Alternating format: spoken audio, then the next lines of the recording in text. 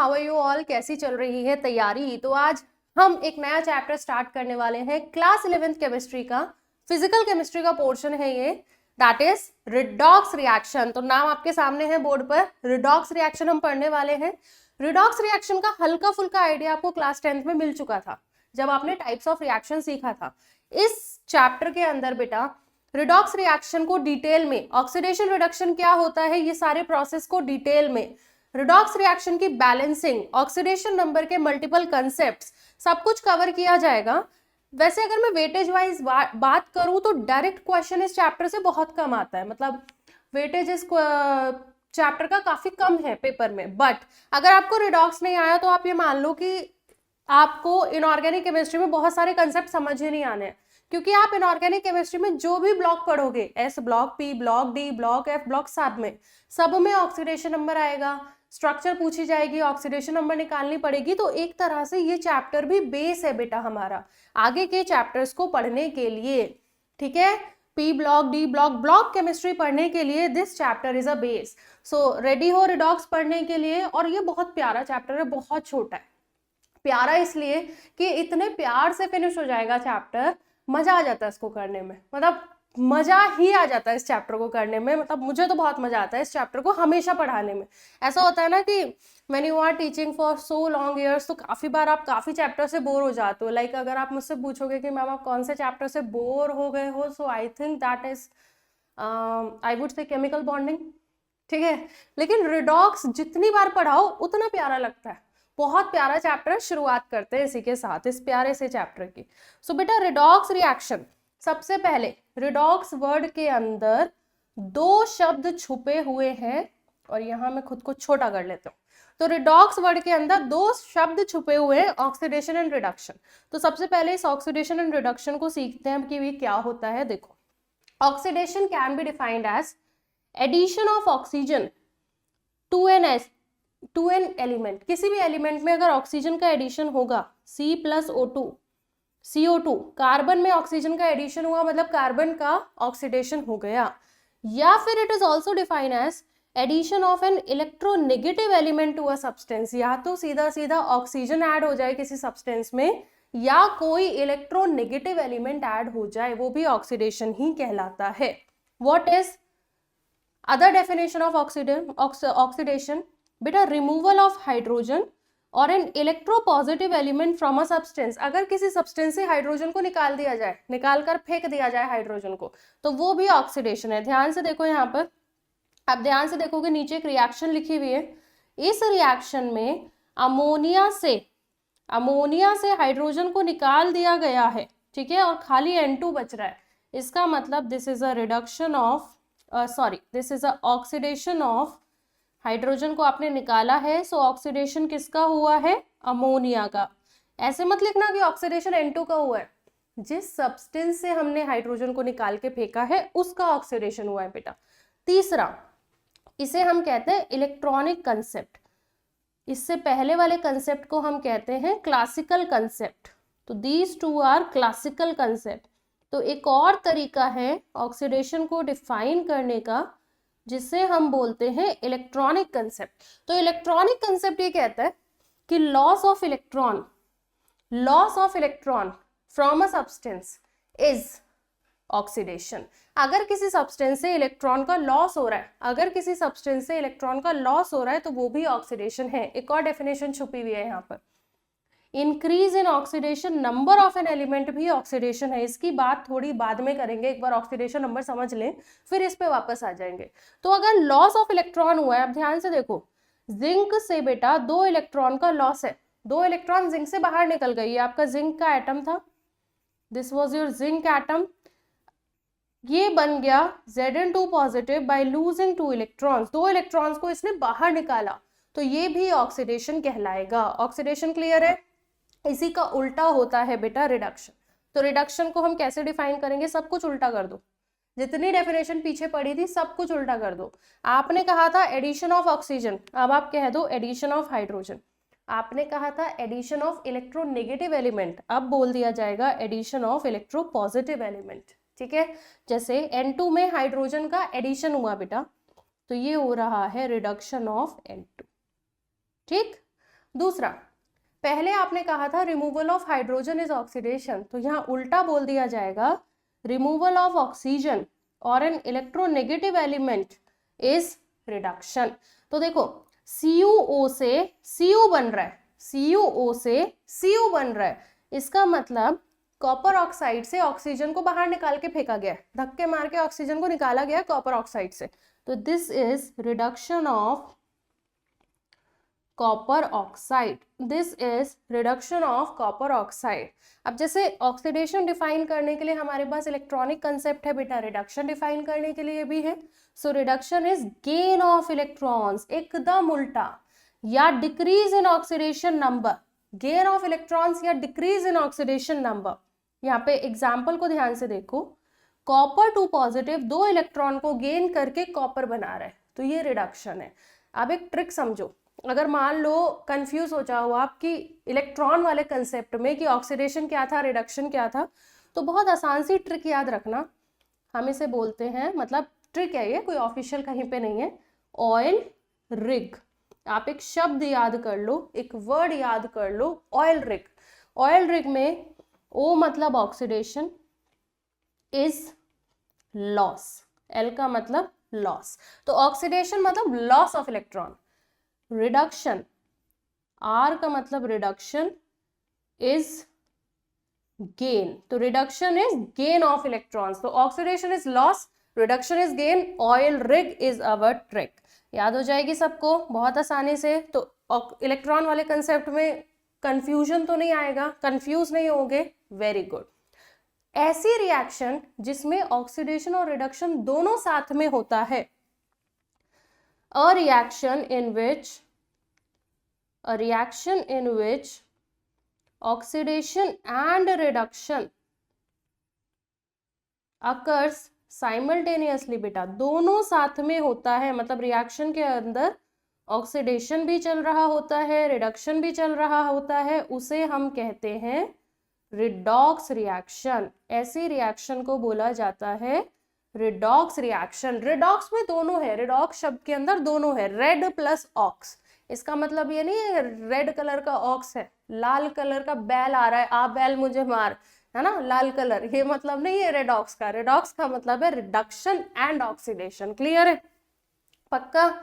चलो, very good. So a reaction in which oxidation and reduction occur simultaneously is known as redox reaction. Example, rusting of nail, मतलब कि iron में जंग लगना, rusting होना, एक रिडॉक्स रिएक्शन है। इसके अलावा बहुत सारी मल्टीपल रिएक्शंस हम पढ़ेंगे इस चैप्टर के अंदर। एक और रिएक्शन हम लिख लेते हैं, ध्यान से देखना। अगर आपने बचपन में एक एक्सपेरिमेंट किया होगा, बहुत कॉमन इंपॉर्टेंट एक्सपेरिमेंट रहता था ये क्लास 10th का, कि अगर आपके पास एक बीकर में कॉपर सल्फेट का ब्लू सोल्यूशन है, याद आ गया ना, आया याद?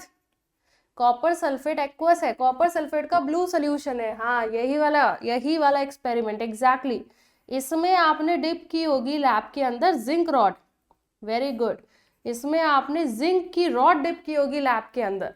तो बेटा होता क्या है, Zn रॉड को जब कॉपर सल्फेट में डिप किया जाता है, सो बन जाता है ZnSO4 प्लस कॉपर। ये भी हमारा एक एग्जाम्पल है रिडॉक्स रिएक्शन का। कैसे है ये समझेंगे, एक बार ऑक्सीडेशन नंबर पढ़ लें थोड़ा सा, loss of electron gain of electron easy हो जाएगा समझने में। तो हम देखेंगे कि इसमें कौन ऑक्सीडाइज हुआ कौन रिड्यूस। तब तक के लिए तुम लोग दिमाग लगाओ कि इस रिएक्शन में कौन ऑक्सीडाइज हुआ कौन रिड्यूस हुआ। आगे चलते हैं बेटा, आ गया हमारे सामने जिसका इंतजार था हमें, ऑक्सीडेशन नंबर। इसे ऑक्सीडेशन स्टेट भी कहते हैं, also known as oxidation state. What is this? Oxidation number और oxidation state of an element is its surplus or deficit of electron, मतलब इलेक्ट्रॉन कम है या ज्यादा है किसी कंपाउंड में, in a compound shows its surplus or deficit of electron. देखो एक तो ये होता है कि किसी एलिमेंट के पास कितने इलेक्ट्रॉन है हमें पता है, नाइट्रोजन के पास 7 हैं, कार्बन के पास 6 हैं, ऑक्सीजन के पास 8 है। जब एलिमेंट फ्रीली अवेलेबल है, जब एलिमेंट किसी के साथ जुड़ा नहीं है बेटा, फ्री है, तब उसके इलेक्ट्रॉन है। लेकिन जब वो एक कंपाउंड बनाता है तो या तो वो इलेक्ट्रॉन देगा या लेगा। तो इलेक्ट्रॉन ज्यादा है या कम है उसको ऑक्सीडेशन नंबर कहा जाता है। The oxidation number is the net charge on an atom in a compound. ये ज्यादा आसान है, मतलब है ये दोनों एक ही चीज, बट नीचे वाली लाइन ज्यादा आसान है।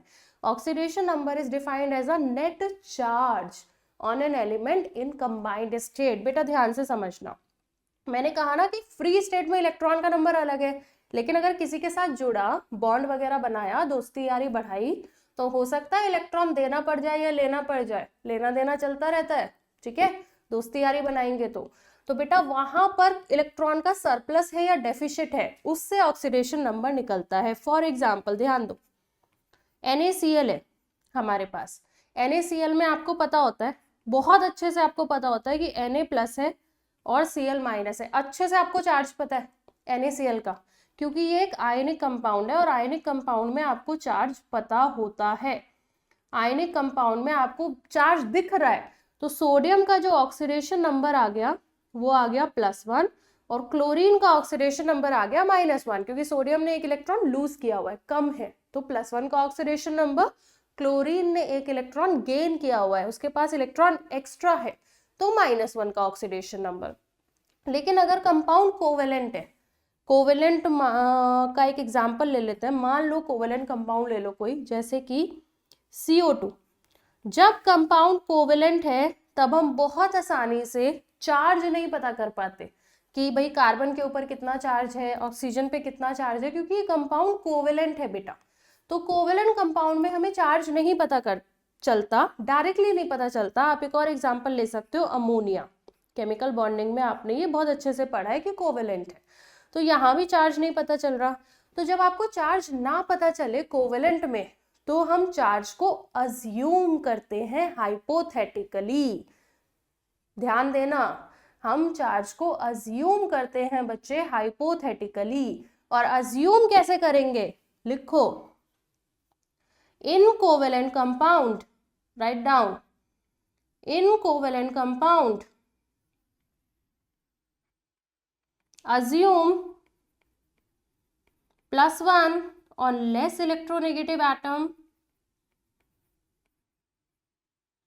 and -1 on more electronegative atom for one covalent bond। एक कोवेलेंट बॉन्ड के लिए आप हाइपोथेटिकली बॉन्ड को तोड़ दो। आप मान लो कि आप हाइपोथेटिकली उस कोवेलेंट बॉन्ड को तोड़ रहे हो, मान लो मैंने अमोनिया में हाइपोथेटिकली इस कोवेलेंट बॉन्ड को तोड़ा, तो मेरा जो कम इलेक्ट्रोनेगेटिव एलिमेंट होगा हाइड्रोजन, उसके ऊपर चार्ज जाएगा +1 और ज्यादा इलेक्ट्रोनेगेटिव के ऊपर -1। सिमिलरली दूसरे वाले बॉन्ड के लिए +1 -1, तीसरे वाले बॉन्ड के लिए +1 -1। तो अगर आप नेट चार्ज देखोगे नाइट्रोजन के ऊपर, नाइट्रोजन के ऊपर नेट चार्ज हो गया है -3, तो नाइट्रोजन का ऑक्सीडेशन नंबर -3 और हाइड्रोजन का ऑक्सीडेशन नंबर +1। क्लियर है? तो कोवेलेंट कंपाउंड में अगर आपको पता नहीं चल पा रहा है कि कितना चार्ज है, क्या है, तो आप तोड़ लो बॉन्ड्स को। एक बॉन्ड को तोड़ने से +1 -1, तो दो बॉन्ड को तोड़ने से +2 -2 आता है। तो CO2 में क्योंकि हमारे पास दो बॉन्ड है बेटा, तो इसको तोड़ेंगे तो -2 ऑक्सीजन +2 कार्बन। सबको इलेक्ट्रोनेगेटिविटी तो पता है ना, किसकी ज्यादा होती है? एक ट्रिक बता रही हूँ मैं छोटी सी, phone call, phone call, phone call. तो सबसे ज्यादा इलेक्ट्रोनेगेटिविटी है फ्लोरीन, उसके बाद ऑक्सीजन, उसके बाद नाइट्रोजन, उसके बाद क्लोरीन। तो ऑक्सीजन की इलेक्ट्रोनेगेटिविटी काफी हाई है, तो यहाँ +2 -2 हमने दे दिया। सिमिलरली लेफ्ट साइड के दो बॉन्ड तोड़ने पर -2 एंड +2, तो कार्बन के ऊपर टोटल चार्ज हो गया +4, तो oxidation number of carbon +4, oxidation number of each oxygen -2। नीचे वाले कंपाउंड में oxidation number of nitrogen -3, oxidation number of hydrogen +1। लेकिन ये बॉन्ड तोड़ने वाला खेल ना हर जगह नहीं करना पड़ता, बॉन्ड तोड़ने वाला खेल कम ही करना पड़ता है, क्योंकि हमारे पास या तो आयनिक कंपाउंड होगा, कैल्शियम क्लोराइड, सीधे पता चल रहा है, KCl, सीधा पता चल रहा है किस पे क्या चार्ज है। अगर बेटा आयनिक कंपाउंड नहीं होगा तो हमारे पास कुछ सर्टेन सेट ऑफ रूल्स भी हैं कुछ हमारे पास रूल्स हैं और उन रूल्स की हेल्प से भी हम ऑक्सीडेशन नंबर निकाल सकते हैं। चलो, सो सम इंपॉर्टेंट ऑक्सीडेशन स्टेट याद करेंगे, कुछ रूल्स याद करेंगे और ऑक्सीडेशन नंबर डायरेक्ट निकालना सीखेंगे। देखो, ग्रुप 1 के जो मेटल्स हैं, कौन है ग्रुप 1 में, कौन रहता है ग्रुप 1 में? ग्रुप 1 के मेटल्स हैं हमारे पास जैसे कि lithium, sodium, potassium, rubidium, caesium. उनकी ऑक्सीडेशन नंबर हमेशा +1 है, उनके ऑक्सीडेशन नंबर हमेशा +1 है, याद करो, कोई एक्सेप्शन नहीं है। ग्रुप 1 के मेटल हमेशा इलेक्ट्रॉन फेंक के मारते हैं, लेके जाओ, ठीक है। सोडियम हमेशा दूसरे को इलेक्ट्रॉन देता है, लेता कभी नहीं है, और एक ही देता है इलेक्ट्रॉन, एक ही देता है। सोडियम भी तो चालू है, उसे भी तो स्टेबल होना है, उतना ही देगा जितना ज्यादा है, ठीक है। ग्रुप 2 के जो मेटल्स हैं बेटा, जैसे कि calcium, magnesium, strontium, barium etcetera, वो +2 का ऑक्सीडेशन स्टेट शो करते हैं। बेटा ऑक्सीजन यूजुअली -2 करता है, ऑलवेज नहीं लिखा है यहाँ पे। अगर ऑलवेज लिखा होता तो बहुत ही बढ़िया बात थी, बट ये केमिस्ट्री है और chemistry is a game of exception, ठीक है। आई एम थिंकिंग कि एक सीरीज लॉन्च कर दें, गेम ऑफ एक्सेप्शन, ये भी सही है। गेम ऑफ थ्रोन्स के बाद आइडिया सही आया यार, गेम ऑफ एक्सेप्शंस, बहुत बढ़िया। 3-4 वीडियो निकालेंगे, यहाँ एक्सेप्शन, यहाँ एक्सेप्शन, यहाँ एक्सेप्शन। बताना मुझे कैसा आइडिया लग रहा है, गेम ऑफ एक्सेप्शन लॉन्च किया जाए या नहीं। तो ऑक्सीजन में यूजुअली हमारे पास ऑक्सीडेशन नंबर बेटा -2 है, हमेशा नहीं होती। किसी किसी कंपाउंड में -2 नहीं होती, और वो कंपाउंड कौन से हैं? पेरोक्साइड्स एंड सुपर ऑक्साइड। आपको peroxide, oxide and super oxide तीनों आयन पता होने चाहिए। केमिकल बॉन्डिंग में आप तीनों आयन पढ़ के आए हो। देखो, ऑक्साइड आयन तो बचपन से सीखा है, ऑक्साइड आयन से तो बचपन से दोस्ती है, O2-, तो चार्ज साफ साफ दिख रहा है, -2 का है, ऑक्सीडेशन नंबर -2 है। पेरोक्साइड आयन कैसे लिखा जाता है? पेरोक्साइड आयन लिखा जाता है O2-, O2-। तो अगर O2-, है पेरोक्साइड आयन, तो बेटा एक ऑक्सीजन के ऊपर चार्ज कितना आया? एक सिंगल ऑक्सीजन, देखो 2 ऑक्सीजन के ऊपर चार्ज -2 है, एक सिंगल ऑक्सीजन के ऊपर चार्ज है -1, तो यहाँ ऑक्सीडेशन नंबर होता है -1। और अगर आयन है super oxide, super oxide ion, अगर हमारा आयन है सुपर ऑक्साइड, तो सुपर ऑक्साइड आयन का फॉर्मूला है O2-। O2 मतलब 2 आप लगाओगे नीचे, नेगेटिव लगाओगे ऊपर, O2-। तो 2 ऑक्सीजन का मिला के चार्ज -1 का है, तो बेटा एक ऑक्सीजन पे कितना चार्ज आएगा? -1/2। तो ये आप याद कर लो कि पेरोक्साइड में -1, सुपर ऑक्साइड में -1/2। ऑक्सीजन के एक्सेप्शन है ये, ठीक है। Next, hydrogen. हाइड्रोजन का मोस्ट कॉमन ऑक्सीडेशन नंबर +1 है, मोस्ट कॉमन, बट हमेशा नहीं है, यूजुअली लिखा हुआ है, ऑलवेज नहीं लिखा। तो हाइड्रोजन का ऑक्सीडेशन नंबर +1 के अलावा -1 भी हो सकता है, बट कब होता है -1? मेटल हाइड्राइड्स में, मेटल हाइड्राइड्स में।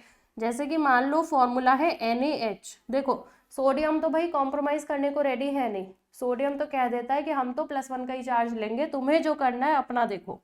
तो अगर सोडियम के पास चार्ज +1 ही रहेगा, तो हाइड्रोजन के ऊपर ऑब्वियसली -1 हो जाएगा। क्लियर है? फ्लोरीन, फ्लोरीन का ऑक्सीडेशन नंबर काफी सही है, क्योंकि ये हमेशा +1 है।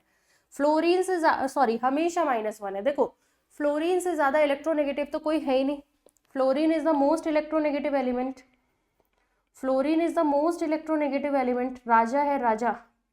तो फ्लोरीन हमेशा -1 लेगा, इस पे कभी कुछ और ऑक्सीडेशन नंबर आता ही नहीं है। क्लोरीन, क्लोरीन या ब्रोमीन, ब्रोमीन भी लिखेंगे साथ में, या आयोडीन भी लिखना चाहूंगे मैं यहाँ पे साथ में। क्लोरीन, ब्रोमीन, आयोडीन मतलब अदर हैलोजन, फ्लोरीन को छोड़कर बाकी के हैलोजन्स, बेटा इनका ऑक्सीडेशन नंबर यूजुअली -1 होता है, हमेशा नहीं होता, हमेशा नहीं होता, accept in compounds with oxygen and fluorine. जब आप पी ब्लॉक पढ़ोगे तो आप देखोगे कि अगर क्लोरीन ने कोई कंपाउंड फ्लोरीन के साथ बनाया, ध्यान से देखो, ClF3 बनाया फ्लोरीन के साथ, तो भाई फ्लोरीन तो -1 लेगा ही लेगा, और 3 फ्लोरीन है तो -1 जब ये लेगा तो क्लोरीन पे अपने आप +3 आ जाएगा, ठीक है। तो अगर क्लोरीन ने बॉन्ड बना रखा है फ्लोरीन या ऑक्सीजन के साथ, फ्लोरीन या ऑक्सीजन के साथ, तो इनका ऑक्सीडेशन नंबर पॉजिटिव आता है। क्या हम ये सारी बातें याद कर सकते हैं? करनी ही पड़ेंगी अगर हमें अच्छे नंबर लेकर आने हैं। तो ये तो कुछ हमारे इंपॉर्टेंट ऑक्सीडेशन स्टेट हो गए इंपॉर्टेंट एलिमेंट के। इसके अलावा बेटा हमारे पास है कुछ rules to find the oxidation number. हम कुछ रूल लगाएंगे और हम तरीका सीखेंगे ऑक्सीडेशन नंबर निकालने का। सो बच्चे रूल्स में हमारे पास सबसे पहला रूल है कि oxidation state, oxidation number of an element in its natural state is 0। बहुत इंपॉर्टेंट है। अगर कोई एलिमेंट है, मतलब उसने कंपाउंड किसी के साथ बनाया ही नहीं, दोस्ती यारी हुई ही नहीं, तो कोई इलेक्ट्रॉन का लेन देन होगा ही नहीं, कोई चार्ज आएगा ही नहीं। मान लो फ्लोरीन है, नेचुरल स्टेट में है, क्लोरीन है नेचुरल स्टेट में बेटा, सोडियम अपने नेचुरल स्टेट में, Mg अपने नेचुरल स्टेट में है बेटा, ऑक्सीजन, जिंक अपने नेचुरल स्टेट में है, सबका ऑक्सीडेशन नंबर आने वाला है 0। तो पहला रूल क्लियर है कि अगर कोई एलिमेंट कंपाउंड में है ही नहीं, किसी के साथ उसने कंपाउंड बनाया ही नहीं, नेचुरल स्टेट है, तो oxidation number will be 0। Rule number 2, sum of oxidation number. अगर हम सारे एलिमेंट की ऑक्सीडेशन नंबर का सम निकालें in a compound, so this is equal to net charge present on the compound. ये कंपाउंड के ऊपर जो नेट चार्ज है उसके बराबर होगा। अच्छा ये बताओ, अगर कंपाउंड के ऊपर चार्ज ही नहीं है तो? अगर कंपाउंड न्यूट्रल है मेरे पास, there is no charge on the compound, तो अगर चार्ज ही नहीं है तो sum will be 0। If there is no charge तो सम विल बी 0। क्या मतलब है इसका? मतलब अगर मैं एक एग्जांपल ले लूं, NaCl, NaCl ये न्यूट्रल कंपाउंड है बेटा, ये न्यूट्रल कंपाउंड है बच्चे। तो इस न्यूट्रल कंपाउंड में जो सम ऑफ ऑक्सीडेशन नंबर आएगा, sum of oxidation number of sodium and chlorine, वो 0 आएगा। और आता भी है, हमें पता है सोडियम के ऊपर का चार्ज +1, क्लोरीन का -1, दोनों का सम विल बी 0। सोडियम का ऑक्सीडेशन नंबर +1, क्लोरीन का oxidation number -1 and it should be 0। तो एक्चुअली इस रूल का यूज करके हम अननोन एलिमेंट की ऑक्सीडेशन नंबर निकाल सकते हैं। जो सम वाला रूल है उसे लगाकर हम किसी अननोन एलिमेंट की ऑक्सीडेशन नंबर निकाल सकते हैं। कैसे निकालेंगे? चलो प्रैक्टिस करके देखते हैं, कुछ कंपाउंड्स के लिए निकाल के देखते हैं। मान लो मैंने आपको यहाँ पे एग्जाम्पल लिख दिया कि find oxidation number of underlined element in the following।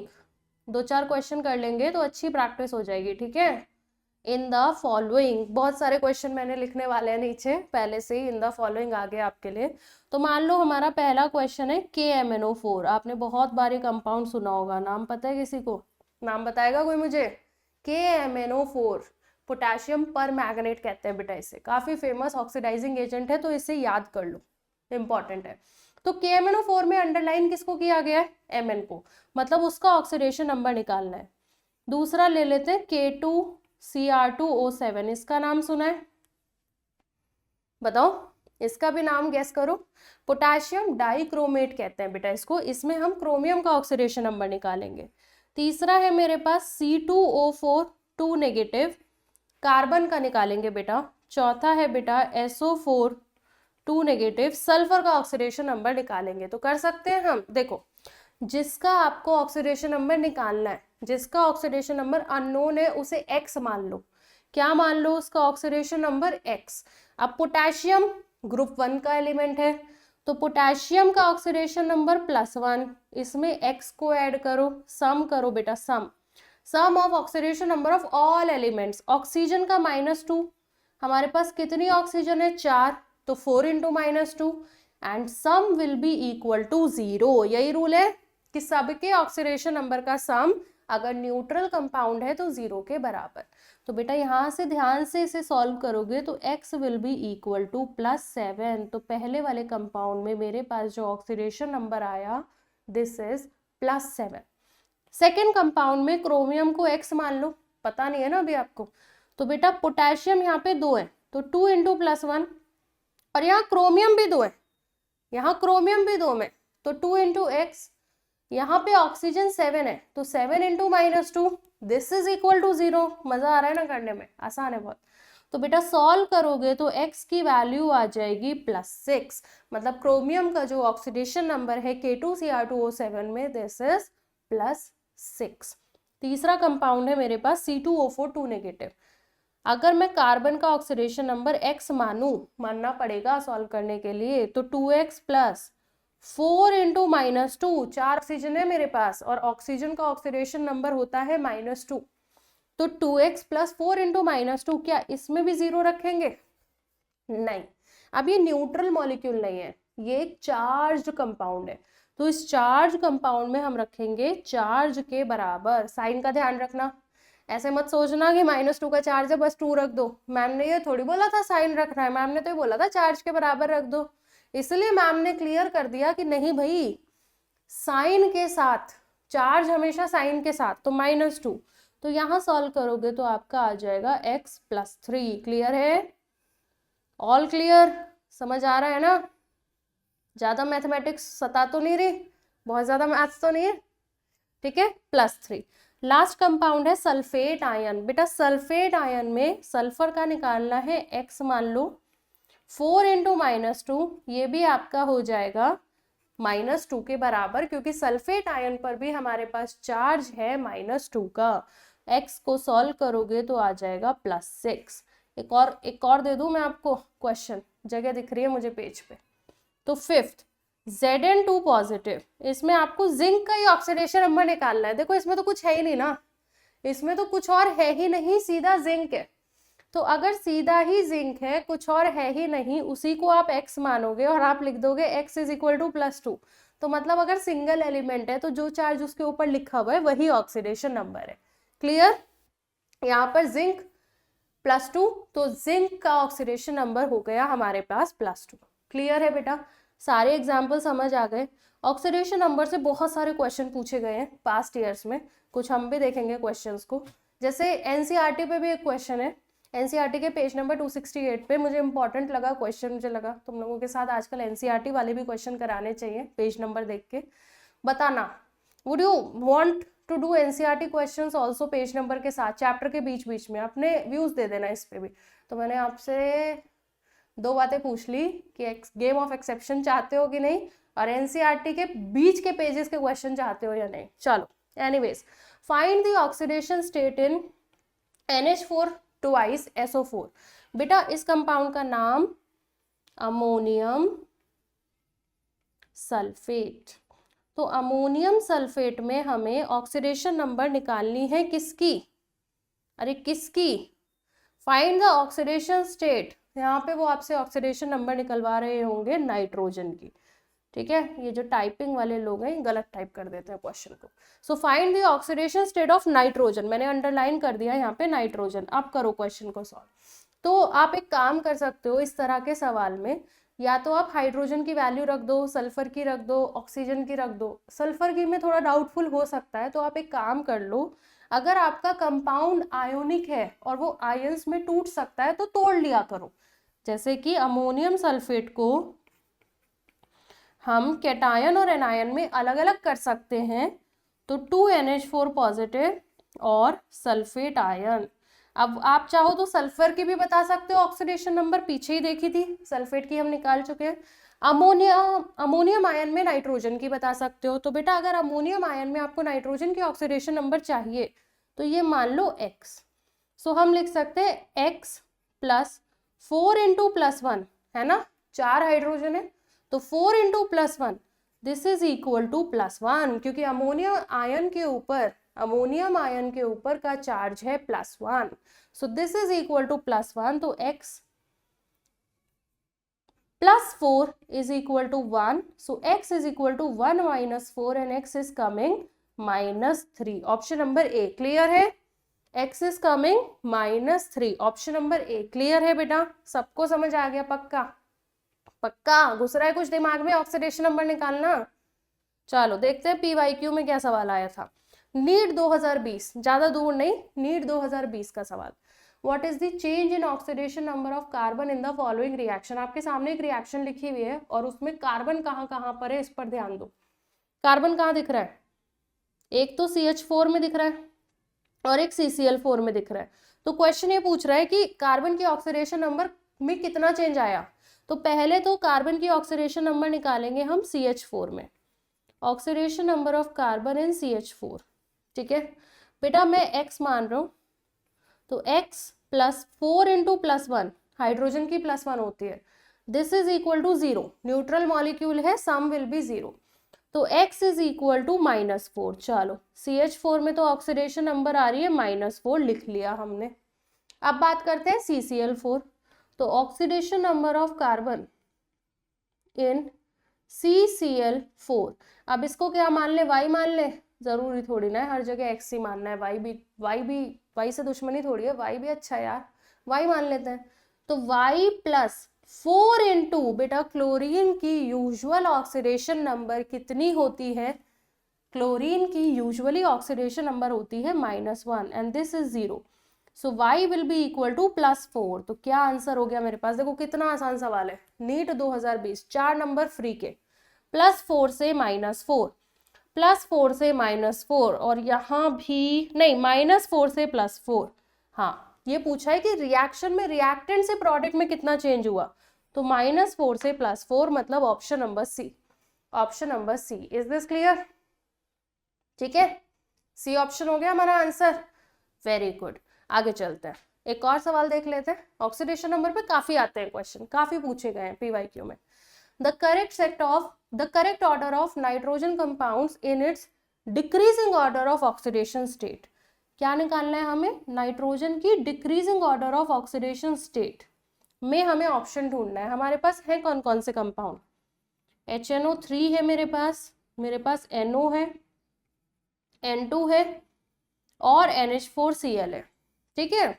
HNO3 में अगर मैं x मानूं बेटा, +1 for hydrogen, then x, then oxygen के लिए 3 इंटू -2 इज इक्वल टू 0, तो बच्चे मुझे दिख रहा है कि x इज इक्वल टू +5, ये तो हो गया मेरे पास +5। NO में तो मुझे साफ साफ दिख रहा है कि x -2 0, तो x is equal to +2। NO में जो नाइट्रोजन का ऑक्सीडेशन स्टेट आने वाला है +2, और N2 तो नेचुरल स्टेट है नाइट्रोजन की, N2 में तो अभी उसने बॉन्डिंग ही नहीं किया किसी के साथ, नेचुरल स्टेट है, तो oxidation number will be 0। Last है NH4Cl, तो NH4Cl को क्या करो, तोड़ लो, NH4 पॉजिटिव Cl नेगेटिव। अब NH4 पॉजिटिव में निकालोगे, x मानो, तो x plus 4 is equal to +1, तो x इज इक्वल टू -3, तो बेटा यहाँ पे मेरे पास ऑक्सीडेशन नंबर आ गई -3। अब आपको छोटा बड़ा कंपेयर करना तो आता है ना, 4 नंबर लिखे हुए हैं सामने, एक है नंबर -3, एक है 0, एक है +2, एक है +5, कंपेयर कर लेते हो ना कौन छोटा है कौन बड़ा है, पक्का मैथमेटिक्स अच्छी है, छोटे बच्चों से दोस्ती कर लो, वरना गली मोहल्ले में छोटे बच्चे घूम रहे होते हैं, उनसे दोस्ती कर लो, वो सिखाएंगे। तो -3 सबसे छोटा है, 0 उससे बड़ा है, +2 और बड़ा है, +5 और बड़ा है, हमें डिक्रीजिंग ऑर्डर लगाना है बेटा। तो ये जो ऑर्डर मेरे सामने लगा हुआ है ये डिक्रीजिंग ही है, this order is the decreasing only, this is the decreasing only, मतलब HNO3, NO, N2 and NH4Cl। सो ये एक और सवाल था ऑक्सीडेशन नंबर पर, आसान सा सवाल, राइट, इजी, कोई दिक्कत तो नहीं है, पक्का, श्योर, ओके, वेरी गुड। बेटा कुछ कंपाउंड ऐसे हैं जिनमें हम ये रूल्स नहीं लगा पाते ऑक्सीडेशन नंबर के, मतलब अगर आप रूल से ऑक्सीडेशन नंबर निकालोगे तो गलत आ जाएगी, गड़बड़ आ जाएगी। तो अब हम कुछ ऐसे कंपाउंड को देखने वाले हैं, और ये हेडिंग बहुत बहुत बहुत ज्यादा इंपॉर्टेंट है, इससे काफी क्वेश्चन नीट में पूछे जा चुके हैं, मतलब आपके अब जो आने वाले हैं स्ट्रक्चर से ऑक्सीडेशन नंबर, क्योंकि रूल वाला तो इतना आसान है, वो तो कोई भी कर देगा। ये कुछ एक्सेप्शन बोल सकते हो इसको आप, कि ये ऐसे कंपाउंड है जिसमें रूल से ऑक्सीडेशन नंबर गलत आ जाती है, अगर रूल लगा के निकालोगे तो इन कंपाउंड्स के हमें स्ट्रक्चर्स याद करने पड़ते हैं। So oxidation number by structures, देखो in some compound oxidation number calculated from the above rules are different from the actual charge, actually में एलिमेंट के ऊपर जो चार्ज आ रहा होगा वो कुछ अलग ही होगा और आपने जो रूल्स लगा के निकाला वो कुछ अलग होगा। तो ऐसे कौन कौन से कंपाउंड्स हैं जिसका हमें स्ट्रक्चर याद करना है बेटा? सबसे पहला है हमारे पास कैरोज एसिड। कैरोज एसिड का फॉर्मूला होता है H2SO5। स्ट्रक्चर आपके सामने बना हुआ है। अगर आपको जानना है ना स्ट्रक्चर बनाने का ट्रिक क्या है, स्ट्रक्चर याद रखने का, देखो सल्फ्यूरिक एसिड का स्ट्रक्चर सबसे पहले तो याद करो, वो तो सबको पता ही है। सल्फ्यूरिक एसिड का तो स्ट्रक्चर आप सबको आता है, ठीक है। अब कैरोज एसिड में एक ऑक्सीजन एक्स्ट्रा है, सल्फ्यूरिक एसिड के फॉर्मूले में एक ऑक्सीजन एक्स्ट्रा कर दोगे आपको कैरोज एसिड मिल जाएगा, H2SO5 मिल जाएगा। तो बेटा एक ऑक्सीजन को बीच में फिट कर दो, SOH के बीच में एक ऑक्सीजन को फिट कर दो, तो ये स्ट्रक्चर है। अगर मैं फॉर्मूले से इसका ऑक्सीडेशन नंबर निकालूं, H2SO5 में सल्फर का ऑक्सीडेशन नंबर मैं रूल से निकालूं जो अभी सीखा था, तो हाइड्रोजन के लिए +1, सल्फर के लिए हमें मानना पड़ेगा x, ऑक्सीजन के लिए -2 इक्वल टू 0 करोगे बेटा x आ जाएगा आपके पास -10 और +2, x आ जाएगा आपके पास +8। मतलब सल्फर का ऑक्सीडेशन नंबर +8 एक्चुअली पॉसिबल ही नहीं है। सल्फर का ऑक्सीडेशन नंबर +8 पॉसिबल ही नहीं है। क्यों पॉसिबल नहीं है पहले तो ये समझ लो।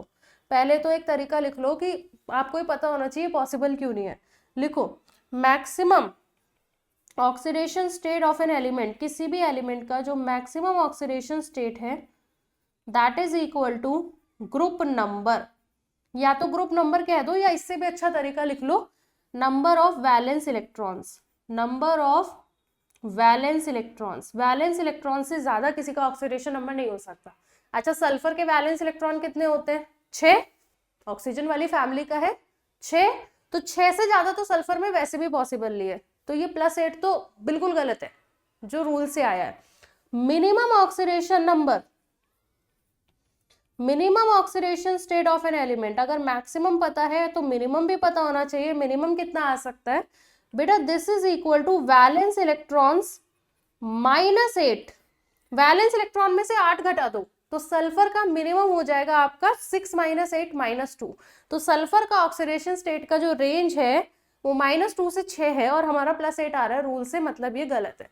तो जब आप स्ट्रक्चर बनाओगे तो सारे कोवेलेंट बॉन्ड को तोड़ के देखो स्ट्रक्चर में, सारे कोवेलेंट बॉन्ड को स्ट्रक्चर में तोड़ के देखो। जैसे ये बॉन्ड टूटेगा तो -1 ऑक्सीजन पे +1 सल्फर पे, फिर ये 2 बॉन्ड टूटेंगे तो +2 -2, फिर ये बॉन्ड टूटेगा तो सल्फर +1 ऑक्सीजन -1, ठीक है। फिर ये 2 बॉन्ड टूटेंगे तो बेटा +2 -2, समझ गए? तो टोटल जो चार्ज आ रहा है सल्फर के ऊपर, सारे चार्ज का सम कर दोगे तो net charge on the sulphur is coming is +6। तो यहाँ पे जो ऑक्सीडेशन स्टेट है सल्फर का फ्रॉम द स्ट्रक्चर वो +6 है, +8 नहीं है, +8 नहीं है, +6 है, याद कर लो। दूसरा कंपाउंड ऐसा कौन सा है बेटा? Peroxo disulphuric acid. Peroxo disulphuric acid, इसे मार्शल्स एसिड भी बोला जाता है। Formula H2S2O8। स्ट्रक्चर आपके सामने है। यहां पर भी अगर आप नेट चार्ज देखते हो सल्फर के ऊपर सारे बॉन्ड्स को तोड़कर +6 एंड +6, लेकिन अगर आप फॉर्मूला लगा के निकालोगे ऑक्सीडेशन स्टेट गड़बड़ाएगा। तो एक मार्शल्स एसिड भी हमें याद करना है बेटा। क्रोमियम परऑक्साइड CrO5, जरा एक बार फॉर्मूला लगाना CrO5 में। अगर मैं सीधा रूल लगा दूं CrO5 में तो x + 5 × -2 = 0, x will be equal to +10। Possible ही नहीं है किसी भी एलिमेंट की ज्यादा से ज्यादा जो ऑक्सीडेशन स्टेट हो सकती है 8 के बाद तो सवाल ही नहीं उठता ऑक्सीडेशन स्टेट आ जाए और यहाँ +10 कैसे आ जाएगी? गलत, बिल्कुल गलत। इसलिए इसका भी हमें स्ट्रक्चर याद रखना है बेटा। इसका स्ट्रक्चर होता है butterfly. The structure is like butterfly. आप देखो ये एक बटरफ्लाई स्ट्रक्चर है, इंपॉर्टेंट कंपाउंड है, देख लो। नीट 2019 2014 2 बार इससे सवाल आ चुका है। अगर आप सारे बॉन्ड्स को तोड़ोगे, देखो ध्यान से देखो, ये वाला बॉन्ड हमने तोड़ना है, ये तोड़ना है, 3 4 और 2 6, कितने बॉन्ड तोड़े हमने? 6। अगर हमने 6 बॉन्ड तोड़े तो टोटल चार्ज भी हमारा क्रोमियम के ऊपर कितना आएगा? +6। So the answer is +6। Oxidation number कितनी है CrO5 में? +6 ऑन क्रोमियम, ना कि +10। क्लियर है? बटरफ्लाई स्ट्रक्चर है और ये ब्लू कलर का सॉलिड होता है, ये भी एक बार पूछा जा चुका है। ये एक ब्लू कलर का सॉलिड होता है, याद रखना, butterfly structure blue solid. Next compound है हमारा इस तरह का K3CrO8 पोटेशियम टेट्रा पर ऑक्सोक्रोमेट।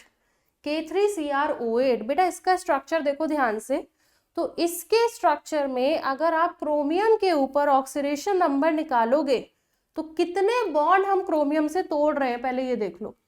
1 2 3 4 5 6 7 8, यहाँ पे तो हमने 8 बॉन्ड तोड़ दिए, लेकिन ये +3 भी है हमारे पास, ये +3 भी हमारे पास है। तो 8 में से 3 को घटाओगे तो +5 का क्रोमियम का ऑक्सीडेशन स्टेट है। या तो ये वाला स्ट्रक्चर याद कर लो, अगर इस स्ट्रक्चर में कोई कंफ्यूजन हो रहा है क्योंकि +3 अलग से लिखा है तो मे बी आप लोग कंफ्यूज हो रहे हो कि +3 मैम बॉन्ड तो 8 तोड़े +3 है, तो मैं इसको आपको एक आसान तरीके से सिखाता हूँ, दूसरा स्ट्रक्चर सिखाता हूँ मैं इसको, ठीक है। K3CrO8 का आप स्ट्रक्चर इस तरह से भी बना सकते हो, O ऑक्सीजन, यहाँ माइनस चार्ज पोटेशियम के साथ होता है, फिर एक ऑक्सीजन -K+ और फिर एक ऑक्सीजन माइनस एंड K+। इससे आपको ज्यादा आसानी से समझ में आएगा। ये वाला स्ट्रक्चर देखना ऑक्टोपस की तरह लग रहा है ना, मतलब पिछला वाला बटरफ्लाई और ये वाला ऑक्टोपस, ऑक्टोपस नहीं मकड़ी लग रहा है मुझे, ऑक्टोपस या मकड़ी से मिलता जुलता है, ऐसे याद कर लो कुछ भी। तो 1 2 3 4 5, अब ज्यादा आसान है ना आपके लिए कि 5 का चार्ज आ गया, तो जो स्ट्रक्चर ज्यादा इजी लगे वो याद कर लो। पिछले वाले में क्या था कि +3 यहाँ भी था, टोटल ऑक्सीजन -8 है लेकिन +3 पोटेशियम भी है, तो इससे बेटर है आप ये वाला स्ट्रक्चर याद कर लो जो मैंने बाद में बनाया है, ठीक है। पोटेशियम टेट्रोपरऑक्साइड क्रोमेट का आप ये स्ट्रक्चर याद कर लो जो मैंने बाद में ड्रॉ किया है। आपने एक बात नोटिस की, जिन भी कंपाउंड में रूल से ऑक्सीडेशन नंबर गलत आ रही है, जिन भी कंपाउंड के अंदर रूल्स लगाकर ऑक्सीडेशन नंबर गलत आ रही है उनमें परऑक्सी लिंकेज है, उनमें परऑक्सी लिंकेज है। नोट करके लिख लें क्या इसे, write down a note. Compounds in which oxidation number from the sum rule, उसे हम sum rule कह देते हैं बेटा क्योंकि उस रूल में हम sum निकालते थे ना। compounds in which oxidation number from the sum rule is coming more than the maximum allowed value, जितनी मैक्सिमम अलाउड वैल्यू है उससे ज्यादा आ रही है,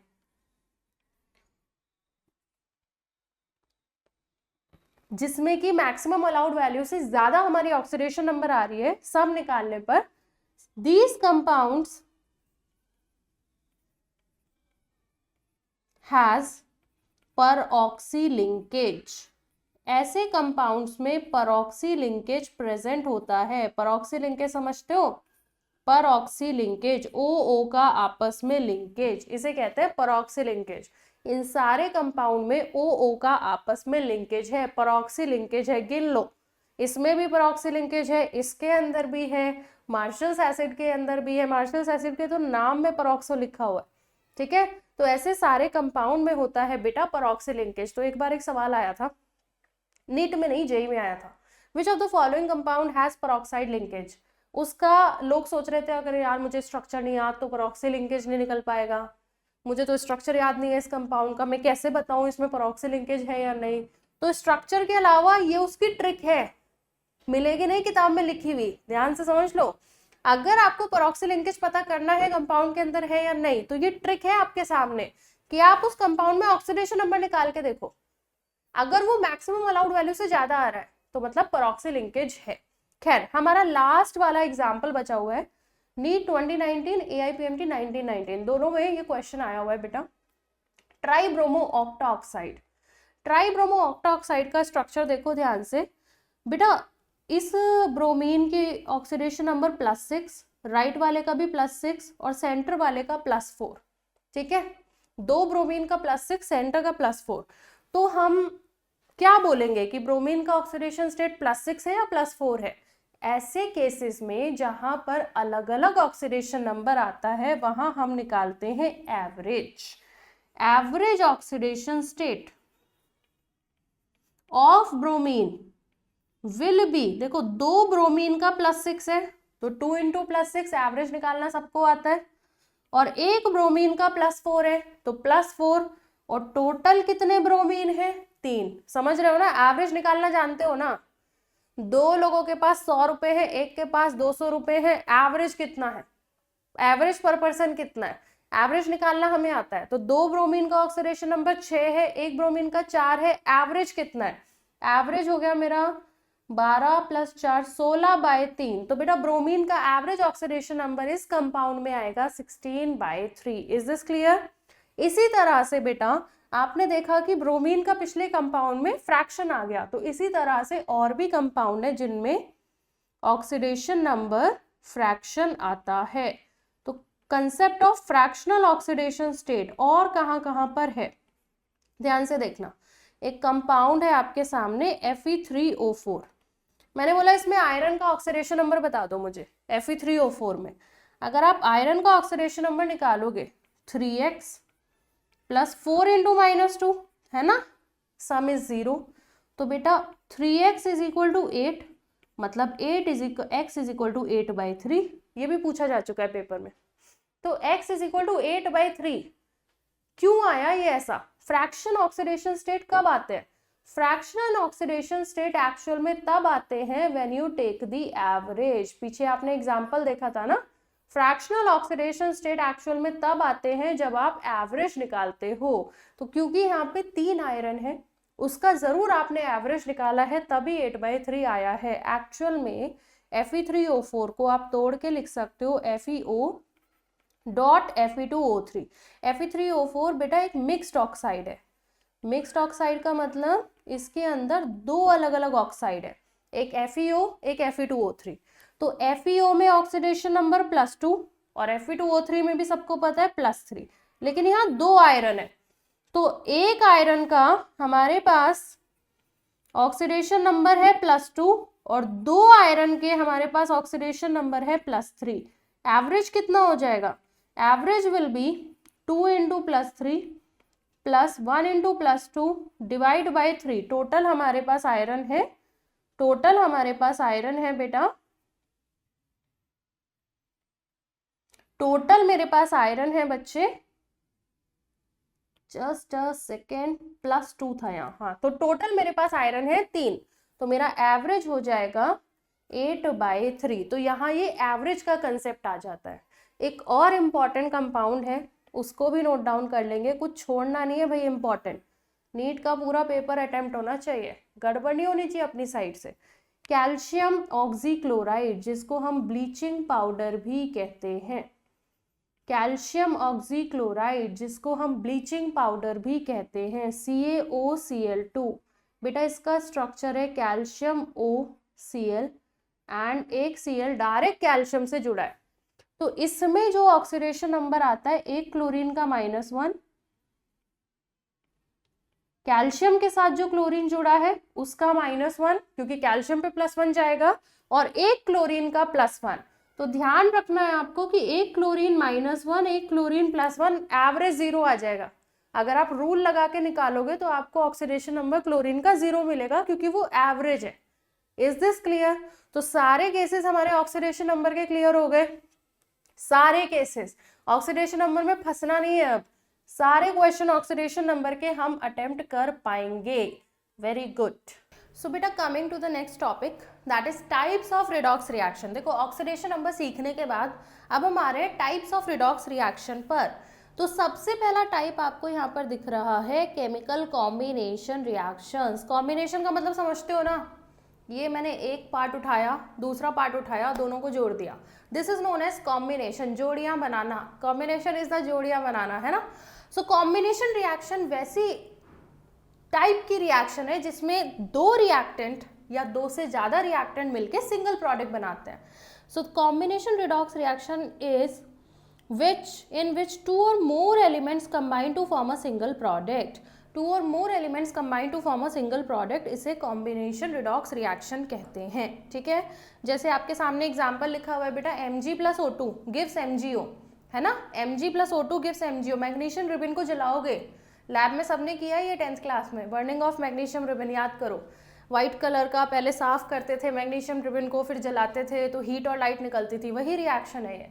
तो बेटा देखो, मैग्नीशियम का ऑक्सीडेशन नंबर यहाँ पे चेंज हो रहा है, ये मैग्नीशियम है, ये ऑक्सीजन है, हमारा प्रोडक्ट बनता है इसमें MgO। तो देखो लेफ्ट साइड में मैग्नीशियम का ऑक्सीडेशन नंबर है 0, ठीक है, ऑक्सीडेशन नंबर अब आप निकालना सीख चुके हो। सो लेफ्ट में मैग्नीशियम का ऑक्सीडेशन नंबर है 0 और राइट में +2। और हमने बिल्कुल स्टार्टिंग में पढ़ा था कि जब भी कभी इंक्रीज इन ऑक्सीडेशन नंबर होता है, इंक्रीज इन ऑक्सीडेशन नंबर, तो उसको हम कहते हैं ऑक्सीडेशन। तो बेटा मैग्नीशियम का हुआ यहाँ ऑक्सीडेशन। इसी तरह आप ऑक्सीजन को देखोगे तो O2 जब वो फ्री एलिमेंट है तो उसका ऑक्सीडेशन नंबर आएगा 0। जब उसने मैग्नीशियम के साथ कंपाउंड बना लिया तो बेटा -2। बच्चे डिक्रीज इन ऑक्सीडेशन नंबर 0 से -2, बिल्कुल याद करो पहला वाला slide, decrease in oxidation number को हम कहते हैं रिडक्शन। तो बेटा ऑक्सीजन का रिडक्शन, मैग्नीशियम का ऑक्सीडेशन, और ये रिएक्शन हमारी कहलाएगी कॉम्बिनेशन रिडॉक्स रिएक्शन। इसी तरह से डिकम्पोजिशन रिडॉक्स रिएक्शन, ऐसी redox reaction in which a molecule breaks into 2 और मोर, कॉम्बिनेशन जोड़ियां बनाना और डिकम्पोजिशन बनी बनाई जोड़ी को तोड़ देना। तो ऐसी रिएक्शन जिसमें एक कंपाउंड 2 या 2 से ज़्यादा फ्रेगमेंट्स में टूट जाता है, उसे डिकम्पोजिशन रिडॉक्स रिएक्शन कहते हैं बेटा। जैसे आपके सामने एग्जाम्पल लिखा हुआ है NaH, सोडियम हाइड्राइड, है ना, NaH सोडियम हाइड्राइड। तो सोडियम हाइड्राइड में ध्यान से देखोगे, सोडियम के ऊपर +1, हाइड्रोजन के ऊपर -1, ये बेटा टूट रहा है Na और H2 में। तो जब ये राइट साइड में Na अलग, H2 अलग, तो हाइड्रोजन भी 0, सोडियम भी 0। तो बेटा यहाँ हो गया, सोडियम के केस में डिक्रीज हो गया ऑक्सीडेशन नंबर का, सो दिस इज रिडक्शन। हाइड्रोजन के केस में बेटा इंक्रीज हो गया ऑक्सीडेशन नंबर का, increase in oxidation number, so this is oxidation. Clear है, रिडक्शन एंड ऑक्सीडेशन पहचानना भी आ गया। जहाँ भी ऑक्सीडेशन नंबर बढ़ता हुआ दिखे उसे ऑक्सीडेशन कहेंगे, अगर ऑक्सीडेशन नंबर घट रहा है, डिक्रीज हो रहा है, उसे रिडक्शन कहेंगे। Next type of reaction is displacement. बचपन में भी सीखा था ना डिस्प्लेसमेंट, किसी की जगह छीन लो, किसी को खिसका के, डिस्प्लेस मतलब खिसका के उस जगह पे बैठ जाओ, दैट इज डिस्प्लेसमेंट।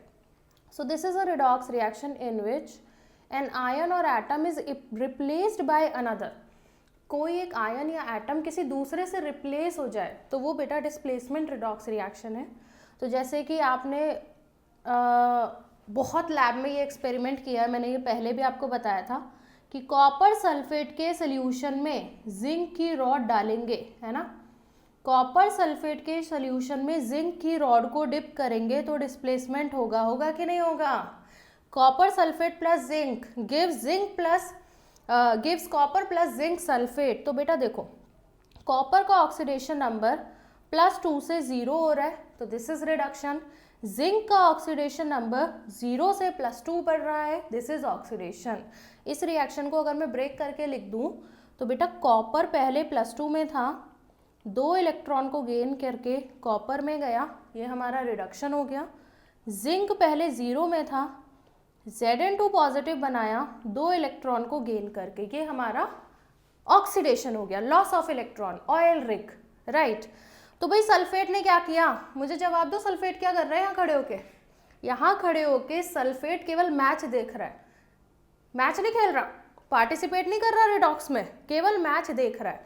तो ऐसे आयन जो मैच में पार्टिसिपेट नहीं करते, केवल ऑडियंस हैं, केवल मैच को देख रहे हैं, देखने आए हुए हैं वो, उन्हें हम ऑडियंस ही कह देना फिर।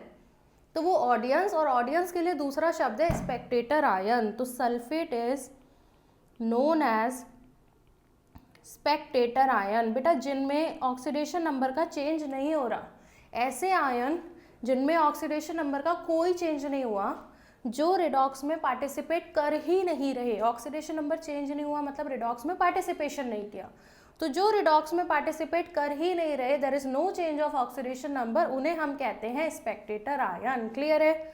चलो, डिसप्रपोर्शनेशन रिएक्शन, ये इंपॉर्टेंट है भाई, इस पे आया हुआ है क्वेश्चन नीट में, रिसेंट ईयर में भी लिखा है क्या यहाँ? हाँ लिखा हुआ है, नीट 2019। आपने इस नोट्स में एक बहुत अच्छी चीज़ देखी होगी कि यहाँ पे ना जिस पार्ट से क्वेश्चन आया होता है ना, वो लिख देते हैं कि इस पार्ट से क्वेश्चन नीट में पूछा जा चुका है। इसे टैगिंग बोलते हैं हम लोग, PYQ टैगिंग, और ये बहुत मेहनत से की गई है, ट्रस्ट में।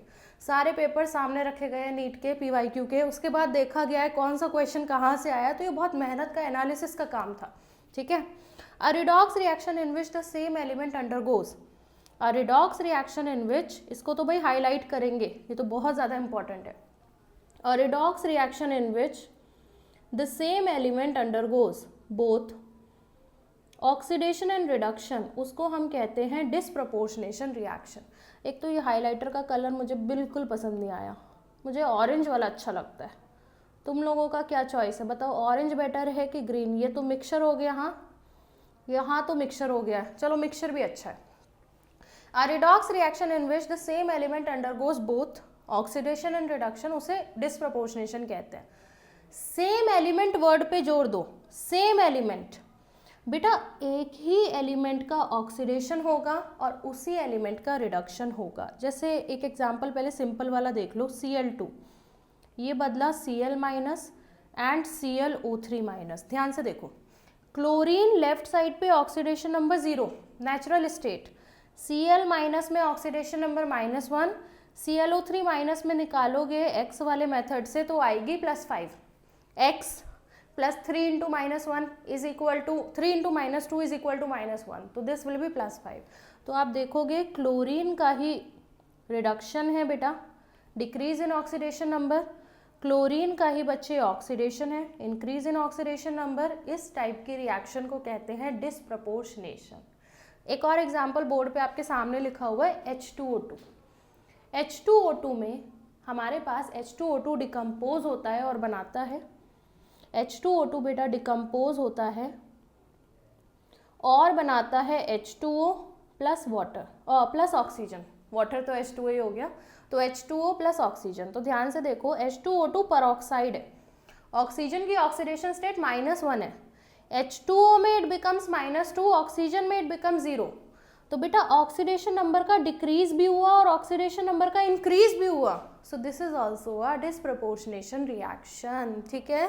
आपको नीट 2019 में 4 रिएक्शन सामने दी थी और ये पूछा गया था कि पहचानो, पहचानो कौन डिसप्रपोर्शनेशन है, पहचानो कौन डिसप्रपोर्शनेशन है। क्लियर है?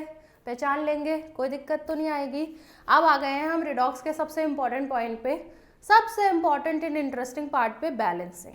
Method of balancing of redox reaction. पहले तो बैलेंसिंग क्यों ज़रूरी है भाई? अगर बैलेंस नहीं करोगे तो कैसे पता चलेगा कितने मोल से कितने मोल बन रहा है?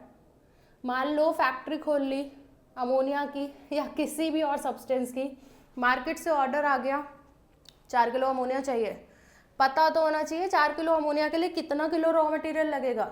ये सारी कैलकुलेशन हमें पता चलती है बैलेंसिंग से। जैसे मम्मी लोगों की बैलेंसिंग कितनी अच्छी होती है, मान लो अभी मैंने पूछा मम्मी से खिचड़ी बनानी है, कितना पानी डाल दो? अंदाजे से डाल दो बेटा, यही जवाब आता है। और जब हम अंदाजे से डाल देते हैं वो पानी पानी बन जाता है, तो डांट भी हमें सुननी पड़ती है। तो बैलेंस करके बताओ ना कितना डालना है, कि आधा किलो चावल लोगे तो 4 गिलास पानी डलेगा, कुछ तो बैलेंसिंग रहनी चाहिए ना। अब ऐसे ही देखो प्रॉपर शेफ जो वीडियो बनाते हैं बिल्कुल कप से नाप नाप के बताते हैं, okay 50 ml this and 100 ml this and will make this, है ना। तो वही बैलेंसिंग है, आपको पता होना चाहिए कितने मोल से कितने मोल। तो बेटा बैलेंसिंग करने के 2 मेथड होते हैं। नंबर 1 हाफ रिएक्शन मेथड, आधी आधी रिएक्शन, नाम से समझ आ रहा है।